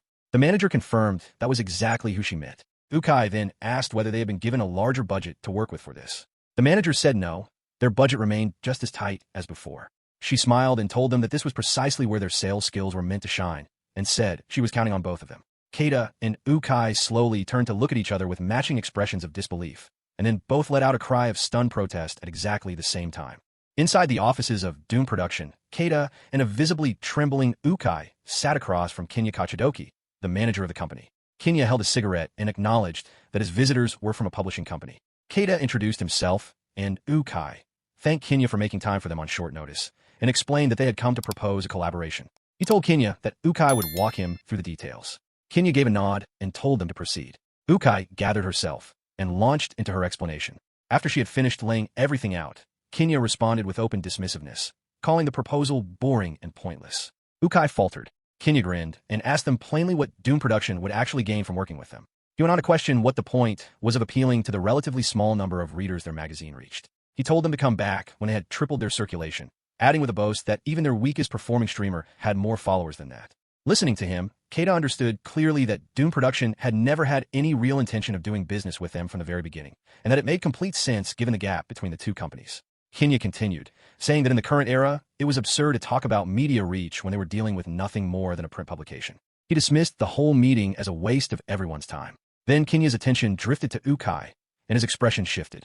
He cleared his throat and leaned toward her, telling her that there was an upcoming party with an important industry figure and several live streamers, and that he could get her an invitation. He suggested she try talking to this industry bigwig directly, saying that if she could put him in a good mood, there might be some work in it for them. Ukai responded with genuine relief and asked if that was really possible. Kinya moved closer to her and made a lewd comment about her appearance, and Ukai grew confused. He continued, saying that if she could keep the important guest happy, it would also reflect well on him. He told her she was an adult and should understand what he was implying, finishing with a grin. Ukai's confusion quickly turned to alarm as she realized what he was suggesting, as she asked him directly whether he was proposing sexual favors in exchange for business. She pointed out firmly that what he was describing was a serious compliance violation. Kinya brushed this off, insisting he was not forcing anything on anyone and framing it as a casual offer that she was free to decline. He added that it would simply be the two of them in a hotel room, and that if she was not interested, there was no obligation. Ukai grew increasingly distressed. Keita let out a quiet sigh and rose to his feet. He thanked Kinya calmly for his time and told him they would be taking their leave. He reached out and took hold of Ukai's arm, guiding her toward the exit. Kinya called out for them to stop, saying things were just getting interesting. Keita stopped and spoke in a measured and deliberate tone. He pointed out that in the current age, anyone could share their thoughts with the entire world through social media, which made it very difficult for streamers with tens of thousands of followers to visit adult entertainment establishments without risk. Beyond the danger of going viral, he had also heard that the physical stamina of adventure-class streamers was so far beyond that of ordinary people that it placed severe strain on the workers in those establishments, leading to many such streamers being refused or banned from service entirely. He continued, noting that there had recently been a trend emerging where former streamers were being used as escorts at private hotel parties, where unsuspecting and inexperienced participants were coerced into situations they had not agreed to. He mentioned that a publication called Shubin magazine was allegedly sitting on a major expose about exactly this kind of activity, and that rumors have been circulating about it being published the following week. Keita then paused and asked with quiet subtlety whether it was possible that the story involved people connected to Doom Production. He added that he sincerely hoped it did not, and told Kinya to please disregard everything he had just said. He then told Ukai they were leaving. Kinya was visibly shaken and demanded to know how Keita had come to know any of that. Keita turned back to him one final time and said simply that outdated media outlets had their connections, then led Ukai out of the room. Staring at Keita, pulling her along behind him, Ukai felt her face go warm. Kinya erupted the moment they were gone. He shouted after Keita, furious at being spoken to that way by someone he dismissed as an old man. He grabbed Keita's necktie just as he was leaving and screamed at him, telling him not to underestimate a former streamer with 123,000 subscribers and demanding to know if Keita had a death wish. He added that smashing Keita's face would be no trouble for him at all. He was immediately stunned when Keita simply reached out and caught the hand gripping his tie without any apparent effort. Kinya winced as Keita's grip tightened around his hand. Keita thought to himself privately that Kinya was remarkably weak and wondered if this was truly the best he had to offer. He told Kinya plainly that the negotiation appeared to have broken down, excused himself one final time, and walked out of the room. A short while later, standing outside the Doom Production building, Ukai thanked Keita profusely for what he had done. Keita told her it was no trouble, but pointed out that since the deal had fallen through, they needed to brace themselves for a difficult conversation with their boss when they got back. Ukai immediately and wholeheartedly agreed. Keita quietly extended one finger to his private count. He thought about the enormous blank space that now sat in their magazine because of Verigood's expulsion and turned the problem over in his mind, wondering what their next move could possibly be. High above them, watching from his office window, Kinya stood with his teeth clenched in fury. His hand throbbed with the urge to hit something. A man entered his office and asked what was going on and whether there was something outside worth looking at. Without a word of warning, Kinya backhanded him viciously across the face. The man crumpled to the floor, and several teeth skittered across the ground. Kenya stood over him and asked in a low and self-satisfied tone whether he was pretty strong, licking his fingers as he said it. He said he was afraid of nothing and asked the man if he understood. The man, now bleeding from his nose, answered immediately that he understood and muttered miserably that his front tooth had been broken. Kenya crouched down beside him and told him he would deal with that later, then drove a punch into the man's stomach, telling him to shut up and serve as his punching bag. The man spat blood. Kenya grabbed him by the head and turned his gaze back to the window, staring down at the figures of Keita and Ukai walking away below. He slammed the man's face into the glass with full force, leaving his victim's face in a horrific state. Kenya snarled and swore to himself that he would make Keita pay for this. As they walked through the streets, Ukai asked Keita whether the story about Shubin magazine was actually true. Keita told her that at the moment it was nothing more than unproven industry gossip, nothing solid enough to publish, but that he personally was convinced there was truth to it. The rumors about Doom Production taking advantage of female clients who came to them looking for business deals, as well as streamers and fans hoping to collaborate, and pressuring them into sleeping with people, all seemed credible to him. He thought to himself privately that it was a dark side of the industry he had not expected to be uncovering simply by trying to chase down a business deal. Ukai then called his name and asked if he had any plans for the evening. She told him she wanted to thank him properly for what he had done for her earlier and invited him to go out for a drink. Ukai's face went red as she thought to herself that she had finally done it and actually asked him. Keita declined politely, telling her there was no need and that she should not worry about it. Ukai insisted that she genuinely wanted to. Keita told her that looking out for his colleagues was simply part of his responsibilities and that she had no reason to feel indebted to him for it. He also mentioned that he already had plans for dinner that evening. Ukai was caught off guard and immediately asked whether it was a date or some kind of singles event. Keita said it was nothing like that and explained that his sister and niece had asked him to take them out for a meal. Ukai stared at him and told him warmly that he would make a wonderful father. Keita laughed a little awkwardly and said there was no chance of that happening. After that, the two of them went and told their manager that the meeting had not worked out and apologized sincerely. Keita then immediately informed his manager that he was heading out for dinner with his family. His manager was visibly irritated and demanded to know how he could say something like that at a moment like this. But just like that, Keita managed to slip away and avoid another evening of unpaid overtime. At the train station, he realized he was running a little late. He checked his phone to confirm where they were meeting. Hikari had messaged him earlier to let him know that her mother was also joining them and had sent him the address of the restaurant. When he saw the address, he recognized it as one of those old-fashioned beer halls he had always liked. He thought to himself that his sister knew him very well. He boarded the crowded train and noted to himself how muggy the air was, though he thought that beer tasted especially good on days like this. He also reflected that his sister must be doing well financially if she was treating him to dinner in Ginza. He was mildly uncertain about going to a beer hall with his niece present, but then remembered that his sister had always enjoyed drinking too, so he figured it would be fine. His mind wandered happily to the thought of ordering an enormous king-sized beer that evening. While he was lost in this pleasant daydream, someone suddenly grabbed his shoulder from behind and told him in a sharp voice that they knew what he had done, demanding that he get off at the next station. Keita was completely baffled, as was the short-haired young woman standing beside him. The man shoved a phone screen into Keita's face, showing video footage of Keita's earlier expression of longing anticipation. The man identified himself as a live streamer called Pervert Repellent Mamoru, boasting 38,000 subscribers, and announced loudly that he had captured Keita's face on video. In a raised voice, Mamoru accused Keita of groping the woman beside him, declaring that there was no point in denying it, because he had proof and that they were going to the police together. Keita was still entirely confused and pointed out calmly that both of his hands had been fully occupied. Mamoru shouted back that even brushing against someone with the back of a hand or an arm, or smelling them, was considered inappropriate behavior and was common knowledge. He introduced himself again with his subscriber count and announced that he had connections with several police officers in the area, demanding that Keita show his identification. The short-haired girl spoke up and told Mamoru plainly that she had not been groped and that the whole thing was a misunderstanding. Mamoru refused to accept this and insisted that sometimes people did not even realize they were being groped.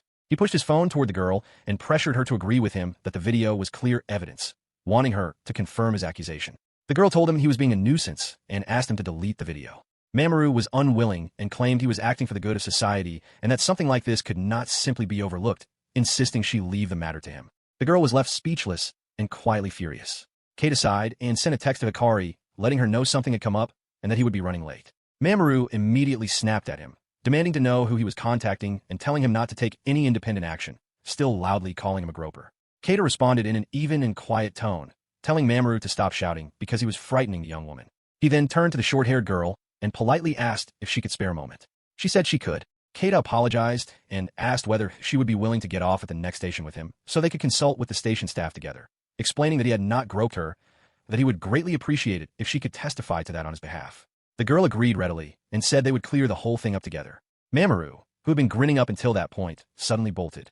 He shouted that he was done with this and dashed off the train before the doors could close, fleeing in the opposite direction. Keita called after him, but Mamoru shouted back for him to be quiet and called him a groper one final time before disappearing.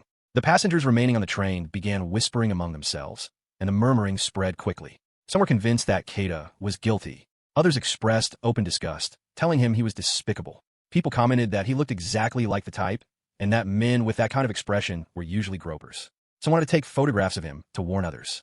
Keita noticed something unsettling about how quickly and uniformly the hostility was spreading, with people repeating the same narrative and ignoring the actual facts of the situation entirely. It occurred to him that some of those voices might not be acting naturally, and that this whole scene might have been deliberately set up to frame him. He thought immediately of Kenya. When he tried to think of who might be motivated to cause him trouble, that was the only name that came to mind. The short-haired girl said she had some idea of why someone like Mamoru might have targeted her specifically. Keita suggested to her that his own involvement had been coincidental, and that what had happened to him was more of a case of misplaced resentment directed his way. The girl pointed out that if the situation got messy, it could become very troublesome for both of them, and suggested they exchange contact information just in case it became necessary later. She noticed that Keita seemed quite reluctant about this. After a brief pause, Keita agreed and said she was right, and that they should exchange information just to be safe. The short-haired girl thought to herself that he had seemed genuinely and unusually hesitant about something as simple as sharing contact details. Meanwhile, at a convenience store not far away, Hikari looked at the message from her uncle and hoped he was all right, wondering privately what kind of trouble he had managed to get himself into this time. As for telling him that her mother was also coming to dinner, that had been a complete lie. Hikari smirked to herself. Tonight was her turn to do something nice for him. The table was covered with delicious food and cold beers, and Hikari told her uncle to raise his glass. They clinked their drinks together, and Keita drank deeply, his face filled with genuine contentment. Hikari asked him happily how everything tasted. Keita's face had gone red from the beer, and he told her it was wonderful. Hikari said she was glad he liked it, and told him that since he had been working so hard lately he should drink as much as he wanted that night. Keita was moved by her thoughtfulness and thanked her warmly. He thought to himself that he needed to remain a responsible adult, but then the memory of what had happened on the train earlier crept back into his mind and made him want to drink even more. Hikari noticed something in his expression and asked if everything was all right. Keita shook his head and said it was nothing, but his fingers had already quietly counted up to 2. He told himself that this was a special occasion and he should put it all aside for now and simply enjoy the evening. He then asked Hikari where her mother was. Hikari twitched nervously for just a moment before telling him that her mother was still at work but had left money for them, so he should order whatever he liked. Keita said that if she was that busy there was really no need to go to such lengths on his behalf. Hikari was relieved that her uncle had accepted the explanation without question. She thought privately to herself that this dinner was actually her own gift to him. Keita mentioned that he had been wondering for some time what his sister actually did for work. Hikari answered that she genuinely did not know, as her mother did not share much with her about it, and had only described herself vaguely as some kind of handmade artisan. Keita thought to himself that his sister was apparently keeping secrets even from her own daughter, and he wondered what exactly she was up to. The whole thing struck him as rather suspicious. Keita remarked that it had been quite a long time since the two of them had had a proper chance to sit down and talk like this. He asked Hikari how school was going and whether everything was all right. Hikari was amused and told him it was such a typical uncle thing to ask. Keita admitted that it might sound a bit stiff coming from him, but said he was genuinely curious and wanted to know. Hikari laughed and told him that she was doing really well. She had made friends, found something she truly enjoyed doing, and every day felt rewarding and fulfilling to her. Keita said that was wonderful to hear, and asked her what exactly she had been keeping herself busy with lately. Hikari went a little tense on the inside and scrambled to think of how to answer. She obviously could not tell him that she had been secretly running a live streaming channel where she filmed him without his knowledge and was racking up tens of thousands of views. At that moment, Keita's phone lit up with a call. Hikari immediately pointed it out to him. Keita told her it was his manager calling. He hesitated, drained the rest of his beer in one long gulp, and said he was tempted to pretend he had not seen it. Hikari told him firmly that he had to answer. Keita listened to her and excused himself from the table to take the call. His manager apologized for reaching out so late in the evening and then got straight to the point, asking him bluntly whether he had groped someone. Keita frowned in disbelief. His manager explained that he had been featured in a video posted by a streamer who ran a channel dedicated to publicly shaming gropers on public transport, a person who called himself pervert repellent Mamoru, though she noted that none of the videos on the channel were particularly convincing. Keita acknowledged that there had been some trouble, but pointed out that it had only happened about an hour ago. His manager said that the timing of everything sounded far too convenient to be a coincidence. She went on to explain that although Keita's face had been blurred in the footage and there was no information that would directly identify his place of employment, someone had somehow zeroed in on the company anyway. Despite the video receiving very few views, it had been singled out and connected specifically to their company. Keita was stunned. His manager told him that the company's social media account had received a direct message informing them that one of their employees had been accused of sexual harassment and asking how the company intended to respond. Keita was shaken. He told his manager plainly that it appeared he had been set up and apologized for the trouble it was causing.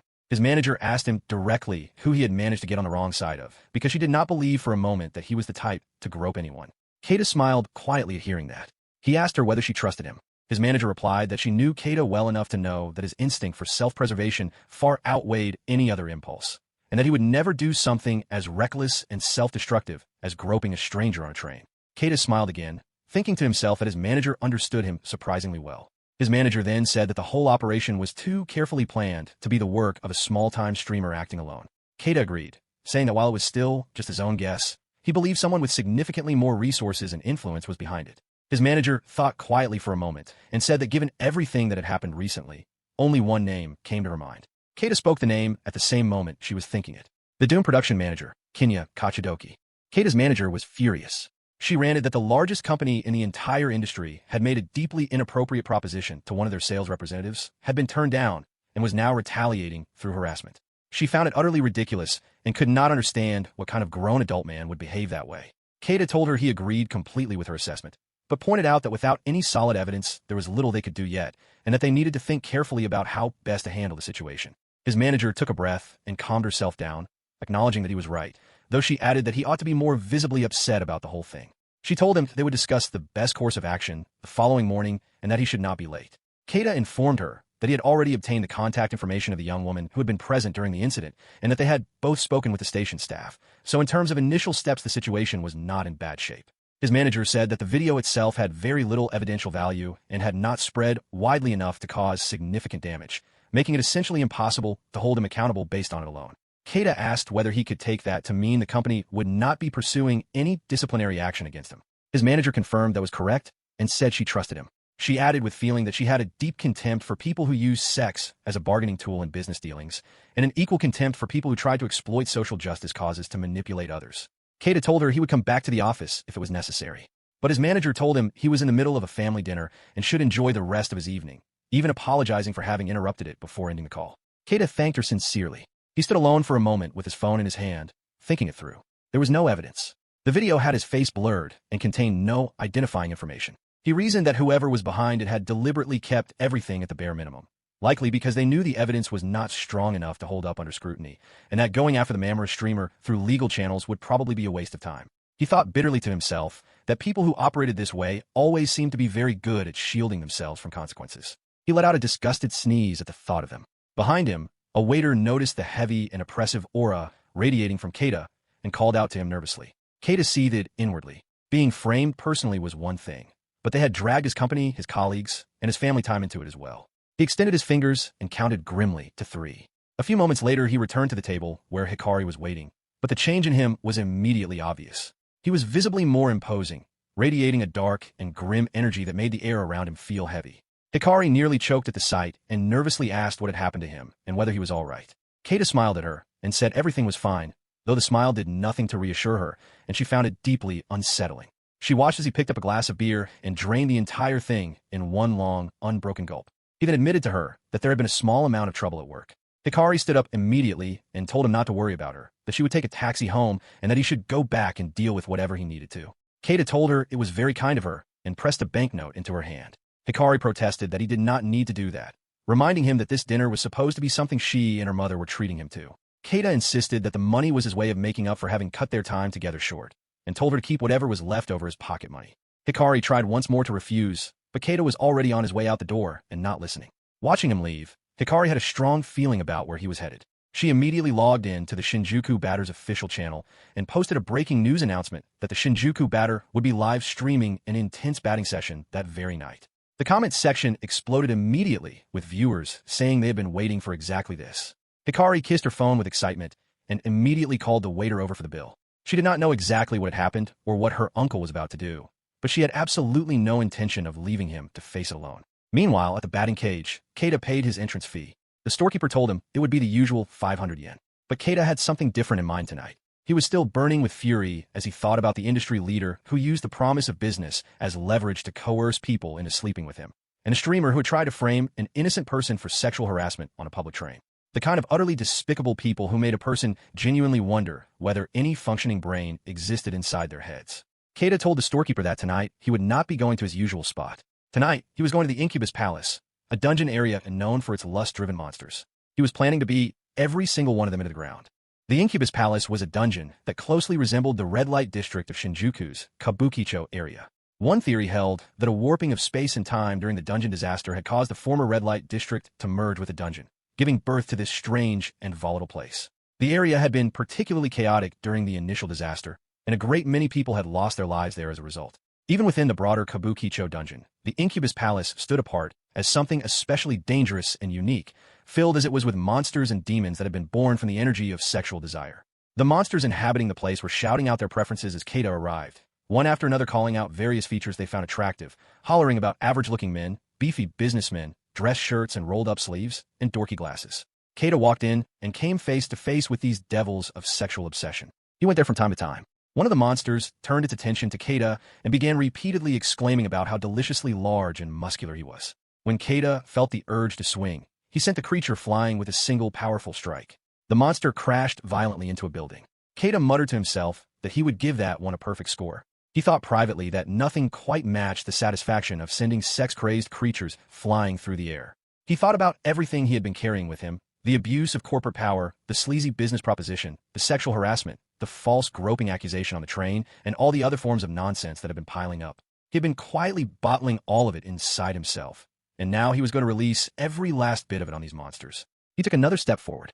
Behind him, Hikari was barely holding herself together as she tried to write a caption for the stream, screeching internally that the place was absolutely terrifying. There was no way she was going to deactivate her SSS stealth ability in a place like this.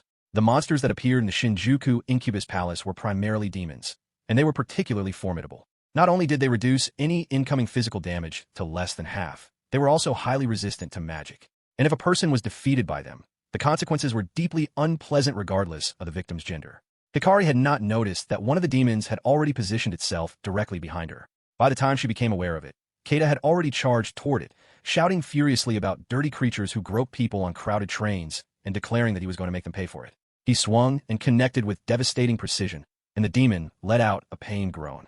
Hikari reacted loudly to herself, thinking that her uncle was clearly going to be completely fine and that she had nothing to worry about. Then there was another enormous boom that made her jump despite herself. In the comments section, viewers were noting that Keita seemed to be in a particularly dark mood. Others speculated that something unpleasant must have happened to him. Some mentioned that riding trains had become genuinely uncomfortable in recent times. One commenter suggested with humor that Keita might have done something he felt guilty about, which drew a confused response from another viewer. Hikari thought to herself that her uncle was extraordinarily powerful, and that just knowing he was not in any danger of dying made everyone watching feel relaxed and at ease. Keita shouted furiously as he swung again, directing his rage specifically at the type of people who demanded sexual favors in exchange for business opportunities, and another crashing impact rang through the dungeon. The comments section declared it looked incredibly satisfying and speculated that he must be feeling much better.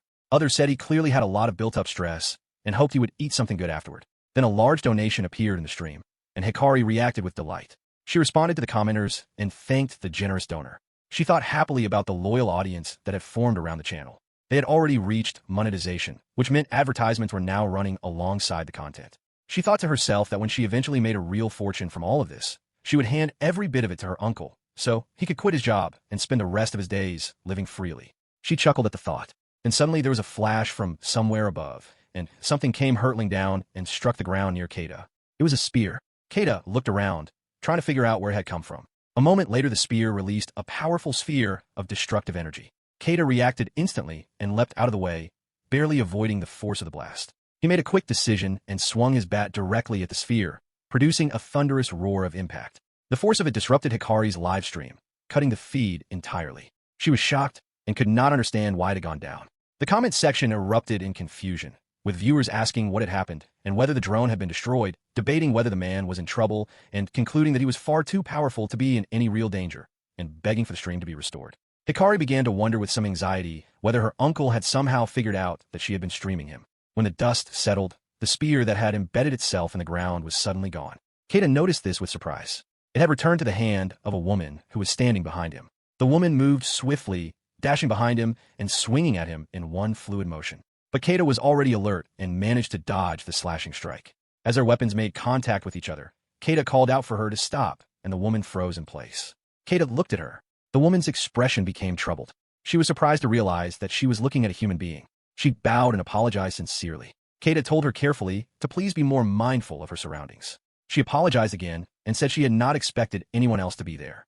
Nearby, Hikari listened from her hiding place, keeping herself absolutely still and silent. She thought that her uncle had not noticed her presence, which meant her SSS stealth skill was doing its job.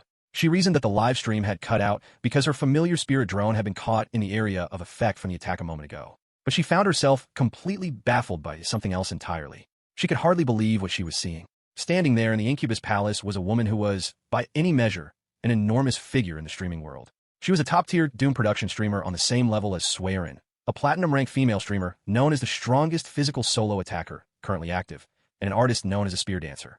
Her name was Senna, and she had over 1,023,000 subscribers. The spear dancer Senna was the brightest star in Doom Productions' roster.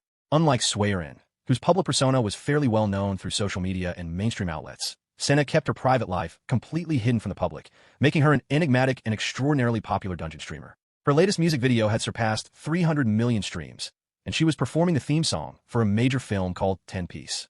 She was a lone genius who never formed parties with other adventurers and refused tips even during dungeon quests. Even when her music videos and promotional content went viral, she chose not to use any advertisements or monetization features. Her only sources of income were merchandise sales and music. Hikari could barely comprehend what one of the top athletes and artists in the country was doing in a place like this. She thought to herself that this was absolutely going to go viral, and that her uncle was going to become a legend for having crossed paths with both Swearin and Senna. She was determined to get the stream back up and running. That said, she realized she needed to be careful. Since Senna was appearing in the middle of her official stream, she would need to blur Senna's face and silence their conversation to avoid getting into serious trouble. The familiar spirit drone made a small, purring sound. Keita thought he heard something and paused for a moment, but dismissed it. The stream came back online. The viewers reacted with relief, asking whether the man was all right, and then immediately erupted into disbelief as they caught sight of the woman standing near him. Even with her face heavily blurred, some viewers recognized something familiar about her. The comments section exploded with people insisting it could not possibly be who they thought it was, asking each other in frantic disbelief whether it was real. The hardcore fans who recognized Senna began sending large donations in their excitement. The whole chat had descended into chaos. Senna asked Keita whether something was the matter. Keita said it was nothing. He thought privately that he had felt as though someone was watching them, but concluded it was probably just his imagination. He then asked Senna whether he was to take her attack on him as a simple mistake. She confirmed that it was and apologized genuinely.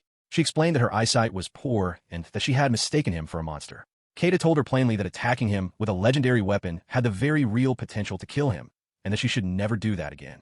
The weapons used by adventurers were mostly found inside dungeons, and typically appeared in large enough quantities that replicas could be produced and sold through guilds.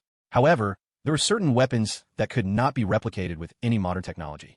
Ever since the dungeons had first appeared in the world, adventurers have been searching urgently for items known as legendary treasures. The spear Senna was carrying was one such legendary weapon, known by the name Gi Ball the Destruction. Keita was putting things together in his mind. The woman in front of him had to be Senna, one of the highest-ranked streamers in Doom production. He thought to himself that he seemed to keep running into famous streamers, and he was fairly certain he had seen Senna performing on a popular television program during the previous New Year's Eve. He quietly hoped she was not currently live streaming. Looking around, he noted that there did not appear to be anyone else nearby. He asked Senna about what she had said regarding her eyesight, specifically whether she was nearsighted. He also asked why she did not simply wear glasses or contact lenses. She answered that she was afraid they might break during combat. Keita listened and then decided she was lying. Without any further warning, he moved swiftly and launched an attack at her. She managed to block it and was pushed skidding backward by the force. Senna's expression shifted and she became serious. Keita simply looked at her, giving nothing away. Senna responded by launching a rapid succession of slashing attacks, combined with quick and fluid footwork. Keita shifted entirely into a defensive stance. She swung again with full force. The viewers watching the stream were completely stunned by the sudden shift, marveling that the two of them had broken into a genuine fight. The comment section filled with awe as people recognized what they were watching, describing it as an extraordinarily high-level confrontation between the spear dancer and the Shinjuku batter. Senna swung her leg in a sweeping kick, but Keita repositioned his bat to meet it. He stopped the movement with the tip of his bat held just in front of Senna's face. Senna went completely still. As the dust settled around them, Keita lowered his metal bat and stepped back. Senna said quietly that she could not sense any magical power coming from his bat at all, and asked with some disbelief whether it was actually a commercially available product. Keita confirmed that it was a rental item from the batting cage. Senna remarked with dry astonishment that her legendary weapon would weep to know that something like a rental bat had been enough to stop it. She asked whether his fighting style was based on staff combat techniques. Keita said no. He explained that what he was doing was more like imitation, and that he'd spent a great deal of time practicing alone during late-night overtime breaks at work. He mentioned that there was a kung fu film he was particularly fond of, and that he had used movements from films and manga as reference points when developing his way of fighting monsters. With that said, he returned to the matter at hand and told her directly that he knew she was not telling the truth about having poor eyesight. Keita pointed out that Senna kept her eyes closed throughout the entire fight, which explained why she could not tell the difference between friend and enemy. Senna asked whether he had actually picked a fight with her just to confirm that. Keita explained that the first attack he had launched was a move that required a reaction faster than what the eyes could process, meaning it could only be defended against through instinct rather than sight. He acknowledged that it was none of his business, but said he had figured she must have a reason behind the way she fought, and he had wanted to understand what it was. Senna asked whether he had really gone to all that trouble simply to make that point. Keita said yes, and then said something more serious. He told her that people often said adventurers were not afraid of death because they always came back to life, and that their lives were therefore treated lightly. But dying was frightening, he said, regardless of whether the body recovered. Even if a person's physical form emerged unharmed, the spirit could be broken. He had seen many people fall apart that way. The fear of death, once experienced deeply enough, never fully left the mind. When a person was helplessly overwhelmed by a monster far beyond their strength, the terror that came with it operated on an entirely different level from ordinary fear. He told her that if she continued the way she was going, even if it did not happen immediately, eventually something would break. He said he hated preaching at strangers he happened to cross paths with, but that he would regret staying silent. He apologized for interfering. Senna thanked him and said she did not mind at all. She then told him the truth. She was simply too frightened to open her eyes. Her main skill was something called the mind's eye, a skill so rare and without comparison that had been classified at a rank beyond standard rankings, designated as extraordinary or EX. When she activated the skill, her perception shifted to something resembling a third-person view, as though she were watching herself from above like a character in a video game. The skill also appeared to sharpen her reflexes and reaction speed, creating the sensation that time around her had slowed down considerably. Keita remarked that it sounded extremely useful, and noted that it must also be effective for detecting stealth abilities. Senna confirmed that she could reliably detect any stealth skill up to rank A without fail. Hidden nearby, Hikari quietly exhaled with relief upon hearing this, knowing that her own skill was ranked SSS and was therefore safely beyond Senna's detection threshold. Senna then shared that she had acquired her skill 18 years ago when she was only 4 years old. Keita thought back and recalled that 18 years ago was when the dungeon disaster had struck. Senna explained that on that day, she had been separated from her parents and had been attacked by a large horde of monsters that had poured out of a dungeon and into the city. The memory of that day surfaced in vivid and painful detail. Goblins had been chasing a small child through the streets. The child cried out as one of the goblins' claws grabbed hold of her. Another slashed directly across the little girl's eyes. The goblins closed in around the screaming child, surrounding her completely. Then a man had appeared, tearing through the monsters one after another while cursing furiously at what they had done. He had wrapped his arms around the little girl, blaming himself for not arriving sooner and wondering aloud what the point of becoming stronger was if he still could not make it in time to protect anyone. He had covered the child's injured eyes gently with a handkerchief and told her in a reassuring voice that everything was going to be all right, that he would protect her no matter what. Those words had stayed with Senna ever since. She found herself wondering quietly where that man was now. He was the kind soul who had carried her to safety that day and had fought desperately to keep her alive while she was on the verge of death from eye injuries. He had even gone out of his way to hunt down monsters in order to find a healing potion for her. Keita asked what had happened to her parents after that. Senna caught herself and apologized for dumping her painful past on someone she had only just met. She told him that a great deal had happened, but that both her parents had ultimately survived. Keita said he was glad to hear it. Senna turned the question back to him and asked how things had been for him during that time. Keita said simply that he had gone through a rough period as well. Inwardly, however, a much darker memory surfaced. He had not been able to help anyone, he thought. He had only managed to survive. The boy he had tried to protect, by the time Keita had learned that the shelter had been attacked by monsters, it had already been too late. He had not been able to save even a single child. He tightened his grip on his metal bat. But then Senna told him sincerely that she was glad he had survived, and she smiled at him with genuine warmth. Keita was caught off guard by it. Senna then told him the truth about why she had become an adventurer.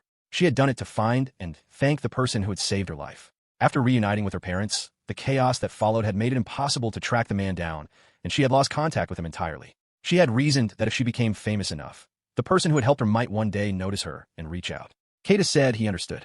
Senna added that ever since that day, she had been too frightened of monsters to fight them with her eyes open. She could not coordinate with other people in a party setting, but she was able to manage on her own. Keita acknowledged this, but pointed out that she had still picked up on his fighting style remarkably quickly.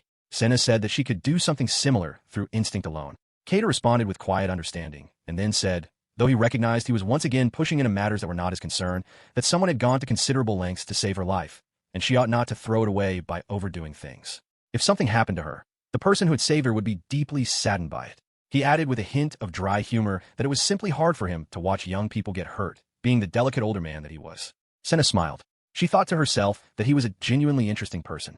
She asked him what had brought him to the Incubus Palace in the first place. He said it was his hobby and that he had come to practice batting. Senna thought about this, and then found her mind drifting to something else. A face was surfacing in her memory. She looked at Keita more carefully and wondered quietly whether he bore some resemblance to the man from that day. She also thought that Keita looked similar to a man she had seen involved in an incident on the train earlier. But that person had not been nearly as physically imposing as Keita. She dismissed it, concluding that Keita probably just had a common sort of face that reminded people of others. In the comments section of the stream, viewers were observing that the two figures on screen appeared to be in conversation, but that the audio was muted so nothing could be heard. Someone dropped a large donation simply because seeing them both looking so energetic and alive made them happy. Another commenter joked that the man was probably giving the girl a lecture for being too slow. Hikari watched all of this and thought privately that the conversation had been going a little too smoothly and comfortably for too long. This was becoming a problem. With both faces blurred and the conversation completely muted, there was very little for viewers to engage with, and she was worried about losing their attention. She was trying to think of what to do when a sharp voice suddenly cut through the air and a man holding a camera stepped out from somewhere nearby and announced that he wanted to talk to them. He walked forward and Keita asked him directly who he was. The man introduced himself as Dan, a freelance cameraman who was responsible for shooting Senna's content. The comments section immediately erupted in recognition. Viewers knew who he was, describing him as a highly regarded behind-the-scenes professional. Some noted that while he did not interact much with Swearin, he was considered the only real choice for filming in the deeper dungeon layers. Others pointed out that he preferred shooting promotional and music videos over live streams, as the pay was considerably better. Dan smiled and greeted Keita pleasantly. One viewer in the comments wondered aloud how everyone else seemed to know so much background information about him and where they were finding it all. Keita asked Dan whether his camera was currently broadcasting a live stream and requested that he be left out of it. Dan dismissed the idea entirely, saying he had no interest in live streaming whatsoever. He considered himself an artist and had no patience for a format that left no room for editing. A viewer noted in passing that Dan was fully Japanese despite his distinctive appearance. Senna explained that Dan was a professional videographer and that she always called on him to shoot her music videos. Keita remarked that Dan must be genuinely fearless to be willing to shoot footage inside a dungeon like this, and assumed he must be using a drone of some kind. Dan said he could hold his own in a fight reasonably well too, and expressed amazement that the world had produced someone capable of going toe-to-toe with Senna. He had never expected to encounter such a person. Senna apologized for not introducing herself sooner and told Keita her name, explaining that she had come to the Incubus Palace that day to shoot a music video for a new song. Keita questioned the expression Dan had used and told them not to try to give him language lessons. Dan explained that the original plan had been for Senna to perform alongside a newcomer who was about to make their debut. Keita said he was impressed that a newcomer existed who could keep up with someone at Senna's level. Dan immediately shot back that no such newcomer existed, and that the people at the top of the company simply had no understanding of what things were actually like on the ground. He added bitterly that a freelancer like him could not say that out loud, or he would find himself blacklisted immediately. Senna said that would be a disaster because nobody else came close to Dan's level of talent. Dan thanked her, but told her she really ought to try working with other videographers every now and then. He groaned about the scheduled newcomer, who had not even been able to make it into the Incubus Palace in the first place.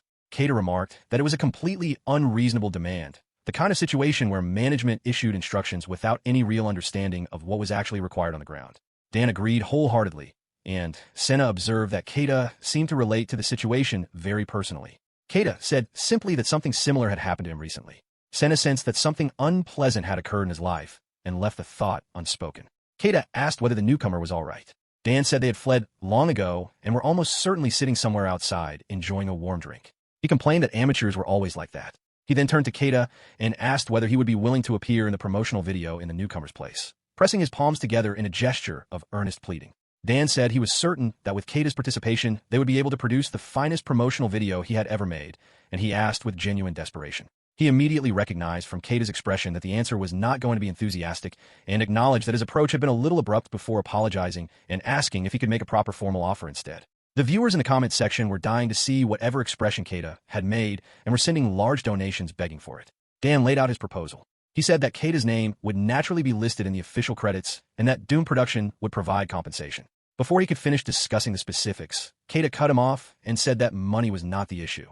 He explained simply that he did not like being in the spotlight. Dan immediately pivoted and said that in that case, they would not reveal Keita's face or name at all. Everything except his actual movements would be replaced with a computer-generated character.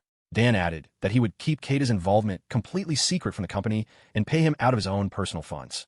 Keita asked with some uncertainty whether Dan was truly willing to go to such lengths for someone who was not even affiliated with Doom Production.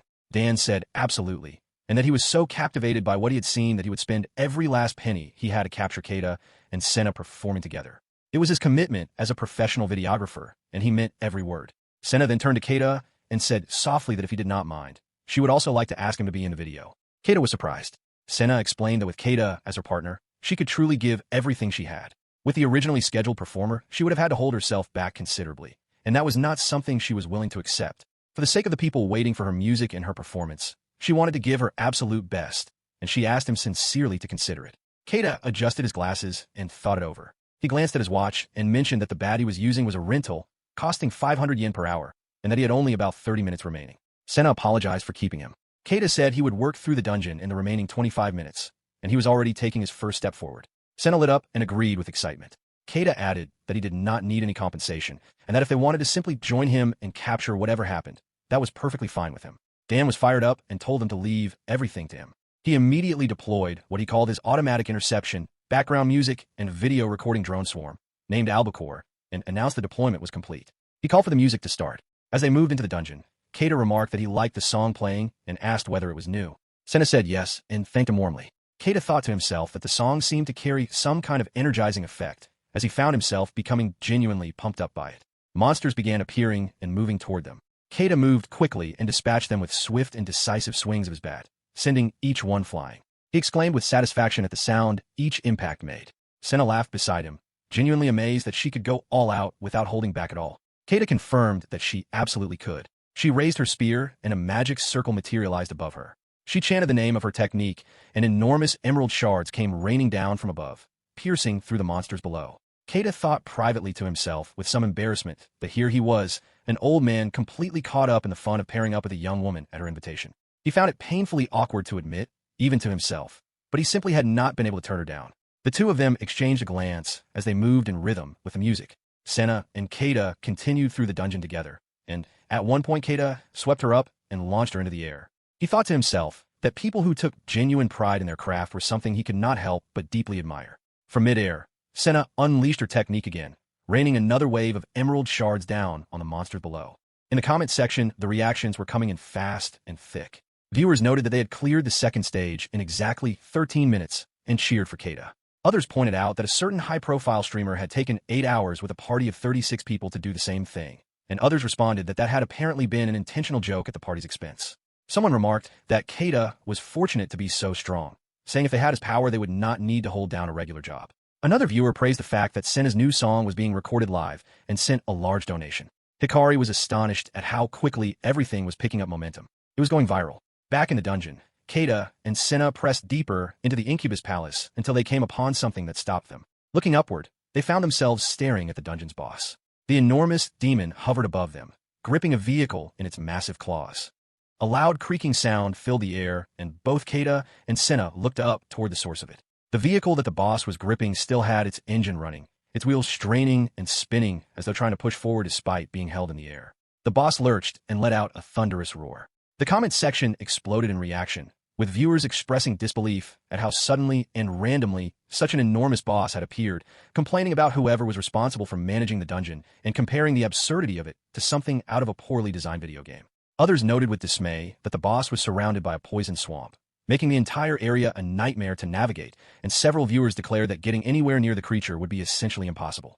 Keita turned to Senna and asked if she was ready. She said she was. The boss roared again, and the vehicle's wheels began screaming against its grip. A tremendous crash followed.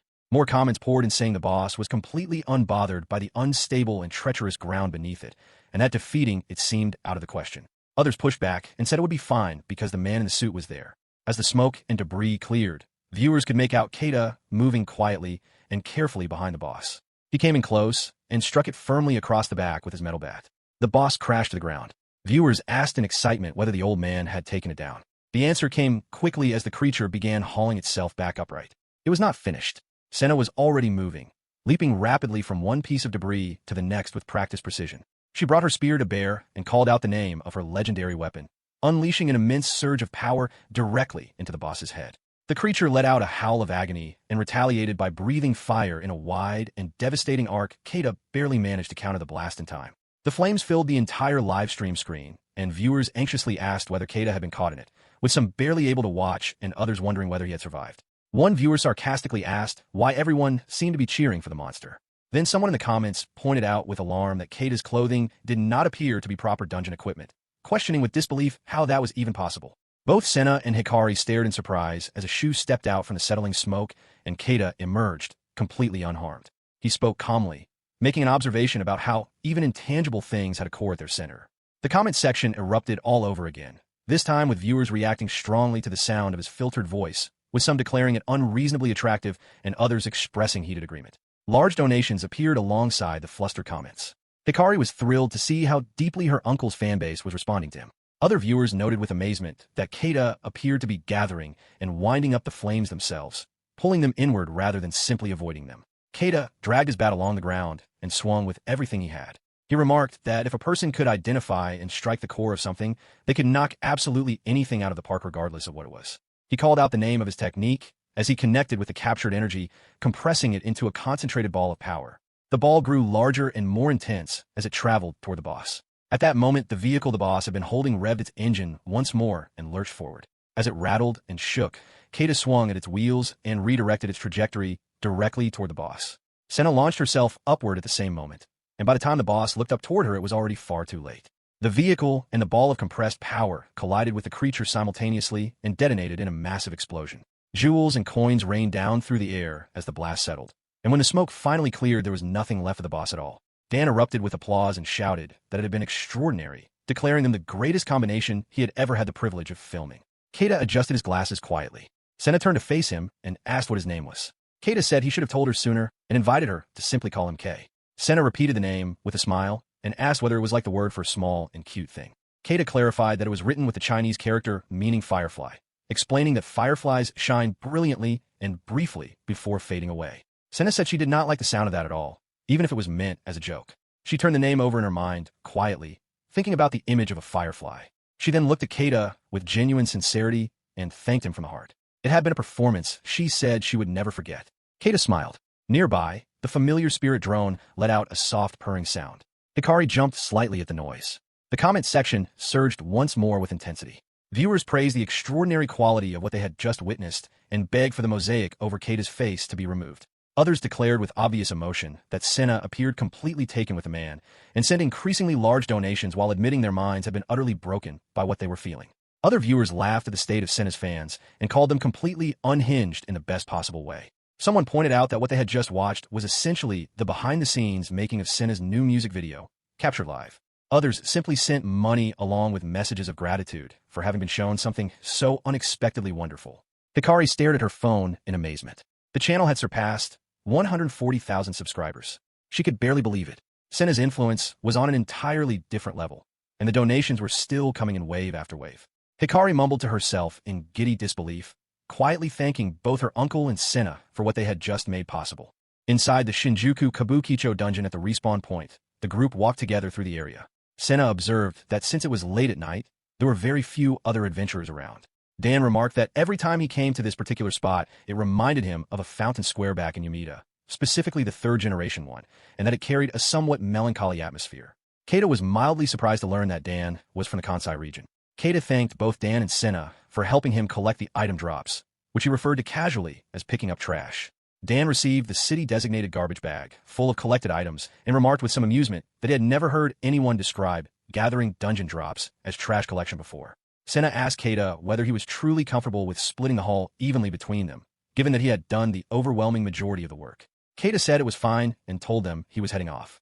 As Keita walked away, Dan commented to Senna that Keita was either remarkably free of greed or simply a very unusual person. Senna said she could not even begin to estimate how much all the collected items would amount to in value. The laws governing dungeons were still not fully established. Questions about who owned the land where the dimensional distortions had occurred remained unresolved. Technically speaking, the treasures and monsters inside dungeons did not legally belong to anyone. In the legally ambiguous areas that remained, items collected by adventurers were treated as their personal property, but it was impossible to know when or how the law might change and begin to be enforced differently. Even if everything were sold, the maximum a person could realistically hope to get was around 1 million yen at most, which was hardly a life-changing sum. On top of that, legally converting dungeon drops into cash required being registered as an adventurer, and doing so would conflict with his company's rules against holding a second job. Keita had thought through all of this and had tried listing something on an auction site once, only to have it reported as a scam and his account banned as a result. The whole thing was simply more trouble than it was worth. A little while later, Keita went back to the batting cage and paid the small late fee for having gone slightly over his allotted time. The staff member told him it had only been 10 minutes, but Keita insisted on paying. The man thanked him. For all practical purposes, the dungeon drops were essentially worthless to Keita given the complications involved in using them. He had made his way to a donation box designated for victims of the dungeon disaster. He thought to himself that it was technically a donation box, though it was helpful that it happened to be quite large. He felt a little bad about using a city garbage bag to deposit everything, but it would at least cover the disposal fee. He silently asked for forgiveness as he made the deposit and walked away, unaware that 2 women nearby had witnessed the entire thing. Hikari, who was still in stealth mode from earlier, had also seen what her uncle had just done. She was completely baffled, wondering what on earth he was thinking by donating all the dropped items without keeping anything. She briefly considered sneaking some of them back home herself, thinking it was an enormous waste. The 2 women who had witnessed the scene were having a very different reaction. One asked the other in disbelief whether she had just seen that, describing what she believed was a man dumping garbage into a donation box using a city garbage bag. The other woman was appalled and declared it utterly inexcusable behavior. She said she had no intention of letting it go and was going to report it to the organization responsible for the box. Her companion enthusiastically agreed that the man should be held accountable. The first woman placed a call and reported the situation, describing what she had seen to the person on the other end. She was taken aback when the response was that someone would come to the location immediately. An older officer arrived shortly after, slightly out of breath from hurrying. He confirmed with the 2 women that they had witnessed a man deposit a garbage bag into the donation box, and that the person had headed in the direction of the station. The women urged him to go after the litterer before he got too far away. The officer's response confused them entirely. He was not looking for the man to reprimand him, but to thank him. The women were stunned. The officer used his key to open the donation box, reached inside, and pulled out the garbage bag to show them. It was filled to the brim with shining and valuable items. The officer said the donation that night was a particularly generous one and expressed deep gratitude on behalf of the organization. He explained that the same man had apparently been making large anonymous donations ever since the dungeon disaster 18 years ago, and that based on the nature of the donations, he was almost certainly an adventurer with a personal connection to what had happened back then. The organization had given him a nickname among themselves, calling him something along the lines of Daddy Garbage Bag, a reference to the famous anonymous benefactor story, and from the occasional sightings they had gathered over the years they knew only that he was an older gentleman. Hikari, still hidden nearby in stealth mode, heard all of this and thought to herself that the nickname was thoroughly embarrassing. One of the women said she felt terrible for having misjudged the man so completely, and the other agreed that they had been dreadfully rude. Hikari thought quietly to herself that her uncle was truly an extraordinary person. The following morning, Keita came downstairs looking noticeably worn out. His older sister Hikari, Hikari's mother, immediately pointed out that he looked exhausted and asked whether he had not slept enough. Keita said it was something like that, and mentioned that some unexpected trouble had come up. He said he was glad to have the next 2 days off at least. Hikari pressed him to explain what had happened. Keita said it was somewhat complicated to explain. He told her that a person he had visited on business had lost his temper at him, and then later, while on his way to meet Hikari, he had narrowly avoided being falsely accused of groping someone on the train. Hikari was surprised to learn he had been meeting with Hikari, saying she had not heard anything about it. At that moment, Hikari appeared with great enthusiasm, carrying coffee and cheerfully asking Hikari whether she had everything she had ordered, playing the role of a waiter with exaggerated energy. Hikari told her that if she was going to play waiter, she could at least do it quietly, and then asked why Hikari had been meeting with Keita without telling her. Hikari explained that she had simply thought it would be nice to take her uncle out for a meal once in a while. Hikari asked why she had not been invited along. Keita then mentioned that he had been under the impression the whole thing had been Hikari's idea to begin with. Hikari immediately realized she had been caught. Hikari looked at her daughter and asked for an explanation. Hikari reasoned that her mother was always busy with work and that she had simply wanted to show her appreciation to her uncle who worked so hard every day. She looked up at the two of them with wide and slightly tearful eyes and asked sweetly whether that was really such a terrible thing. Neither her uncle nor her mother could bring themselves to say no to that face. Hikari told her that lying itself was the bad thing, and that if Hikari told her about such plans in advance, she would always make time to come along and ask to be included next time. Keita said he was genuinely touched by Hikari's thoughtfulness, but told her she did not need to worry about him, that he was perfectly fine. Hikari apologized and inwardly breathed a massive sigh of relief that the situation had resolved itself without things getting worse. Her mind then returned to what Keita had said about the false groping accusation. Keita filled them in on the details. Hikari reacted with immediate outrage, saying it was completely absurd and that there was absolutely no way Keita would ever do something like that. She fumed at the thought of someone making such a baseless accusation against him, and declared she could not forgive whoever was responsible. Keita told her to calm down. Hikari thought to herself with fierce indignation that Keita was a man who had been quietly donating to disaster victims for 18 years without telling anyone. The very idea of him groping someone was beyond ridiculous. Keita told her not to worry and mentioned that he had already exchanged contact information with the woman who had been present during the incident. Hikari was not satisfied with that and said it was not nearly enough, pointing out that there was no way of knowing when or where whoever was behind it might try something again. Hikari agreed firmly and said Keita should fight back without holding back. Keita thanked them both, but said that was unnecessary. He thought quietly to himself that there was something truly wonderful about family. They believed in him completely without needing to hear any explanations or justifications at all. Hikari then picked up her phone under the table and searched for the video the groping streamer had posted. She sent a message to her friend Mia, letting her know that her uncle was in trouble and asking her to look into the video on the channel called Pervert Repellent Mamoru. Mia replied that she was already checking it out. Hikari sat there silently resolute, determined to do whatever it took to protect her uncle. Hikari noticed Hikari looking at her phone during the meal and told her to put it away while they were eating. Hikari was completely determined to protect her uncle from whoever was targeting him. She sent a message to Mia, saying she would do absolutely anything in return for her help with the situation. Mia replied with a question about what exactly anything meant, and Hikari immediately felt a twinge of fear about what her friend might end up demanding of her. Hikari noticed Hikari looking at her phone again and told her to put it away during the meal. Hikari apologized and explained that she simply could not help checking social media. Keita remarked with a smile that it was wonderful to be young, and said that since he was not particularly familiar with that kind of thing, he actually envied her. Hikari said between mouthfuls that she thought Keita would actually do very well on social media if he ever tried it, because he was genuinely interesting and entertaining. Keita brushed it off and said he did not really have anything worth sharing with the world through social media. At that moment, his phone buzzed, and he excused himself from the table to take the call. He answered and asked whether something urgent had come up. The person on the other end told him that it was unrelated to the groping incident, and that Ukai had already been informed about a separate matter. Keita asked what this other issue was. His boss on the line informed him that Doom Productions' Kachidoki had requested a meeting with Keita specifically, saying he wanted to make amends for his recent behavior. Keita's immediate reaction was that the prospect sounded deeply unpleasant, and he said he had no idea what Kachidoki was actually planning and would rather not go. His boss said she had considered leaving it entirely in the hands of their lawyer, but that the CEO of their company had issued a direct order. Keita was expected to go and personally ask for the deal with humility. Keita asked whether that did not constitute a form of power harassment. His boss acknowledged that he was right, but told him not to say it out loud. Keita then asked to confirm that refusal was not really an option. His boss told him that if he refused, she herself would lose her job, though she added that she thought their company would probably collapse before that actually happened. Keita expressed his exasperation. His boss told him the meeting was scheduled for Monday, 2 days away, and that she would send him the details by email. The call ended. Hikari asked him from the table whether everything was all right. Almost immediately, his phone buzzed again. Keita complained under his breath at the timing. Hikari remarked with amusement that he seemed to be very popular that morning. Keita said dryly that being popular at work only made him feel worse, not better. He looked at the caller and told the others he needed to step outside for a moment. Hikari started to get up to follow, but Hikari told her to stay and finish her meal. Hikari told Hikari that she could see she was worried about her uncle, but that Keita was a fully capable grown man and that she should trust him. Hikari sat back down, surprised that her mother had read her so easily. She fidgeted in her seat, very curious about who was calling and what was being discussed. Keita answered and addressed the caller by the name Shiratama, asking what the call was about. On the other end, the person was sitting at a table with a delicious-looking burger in front of her.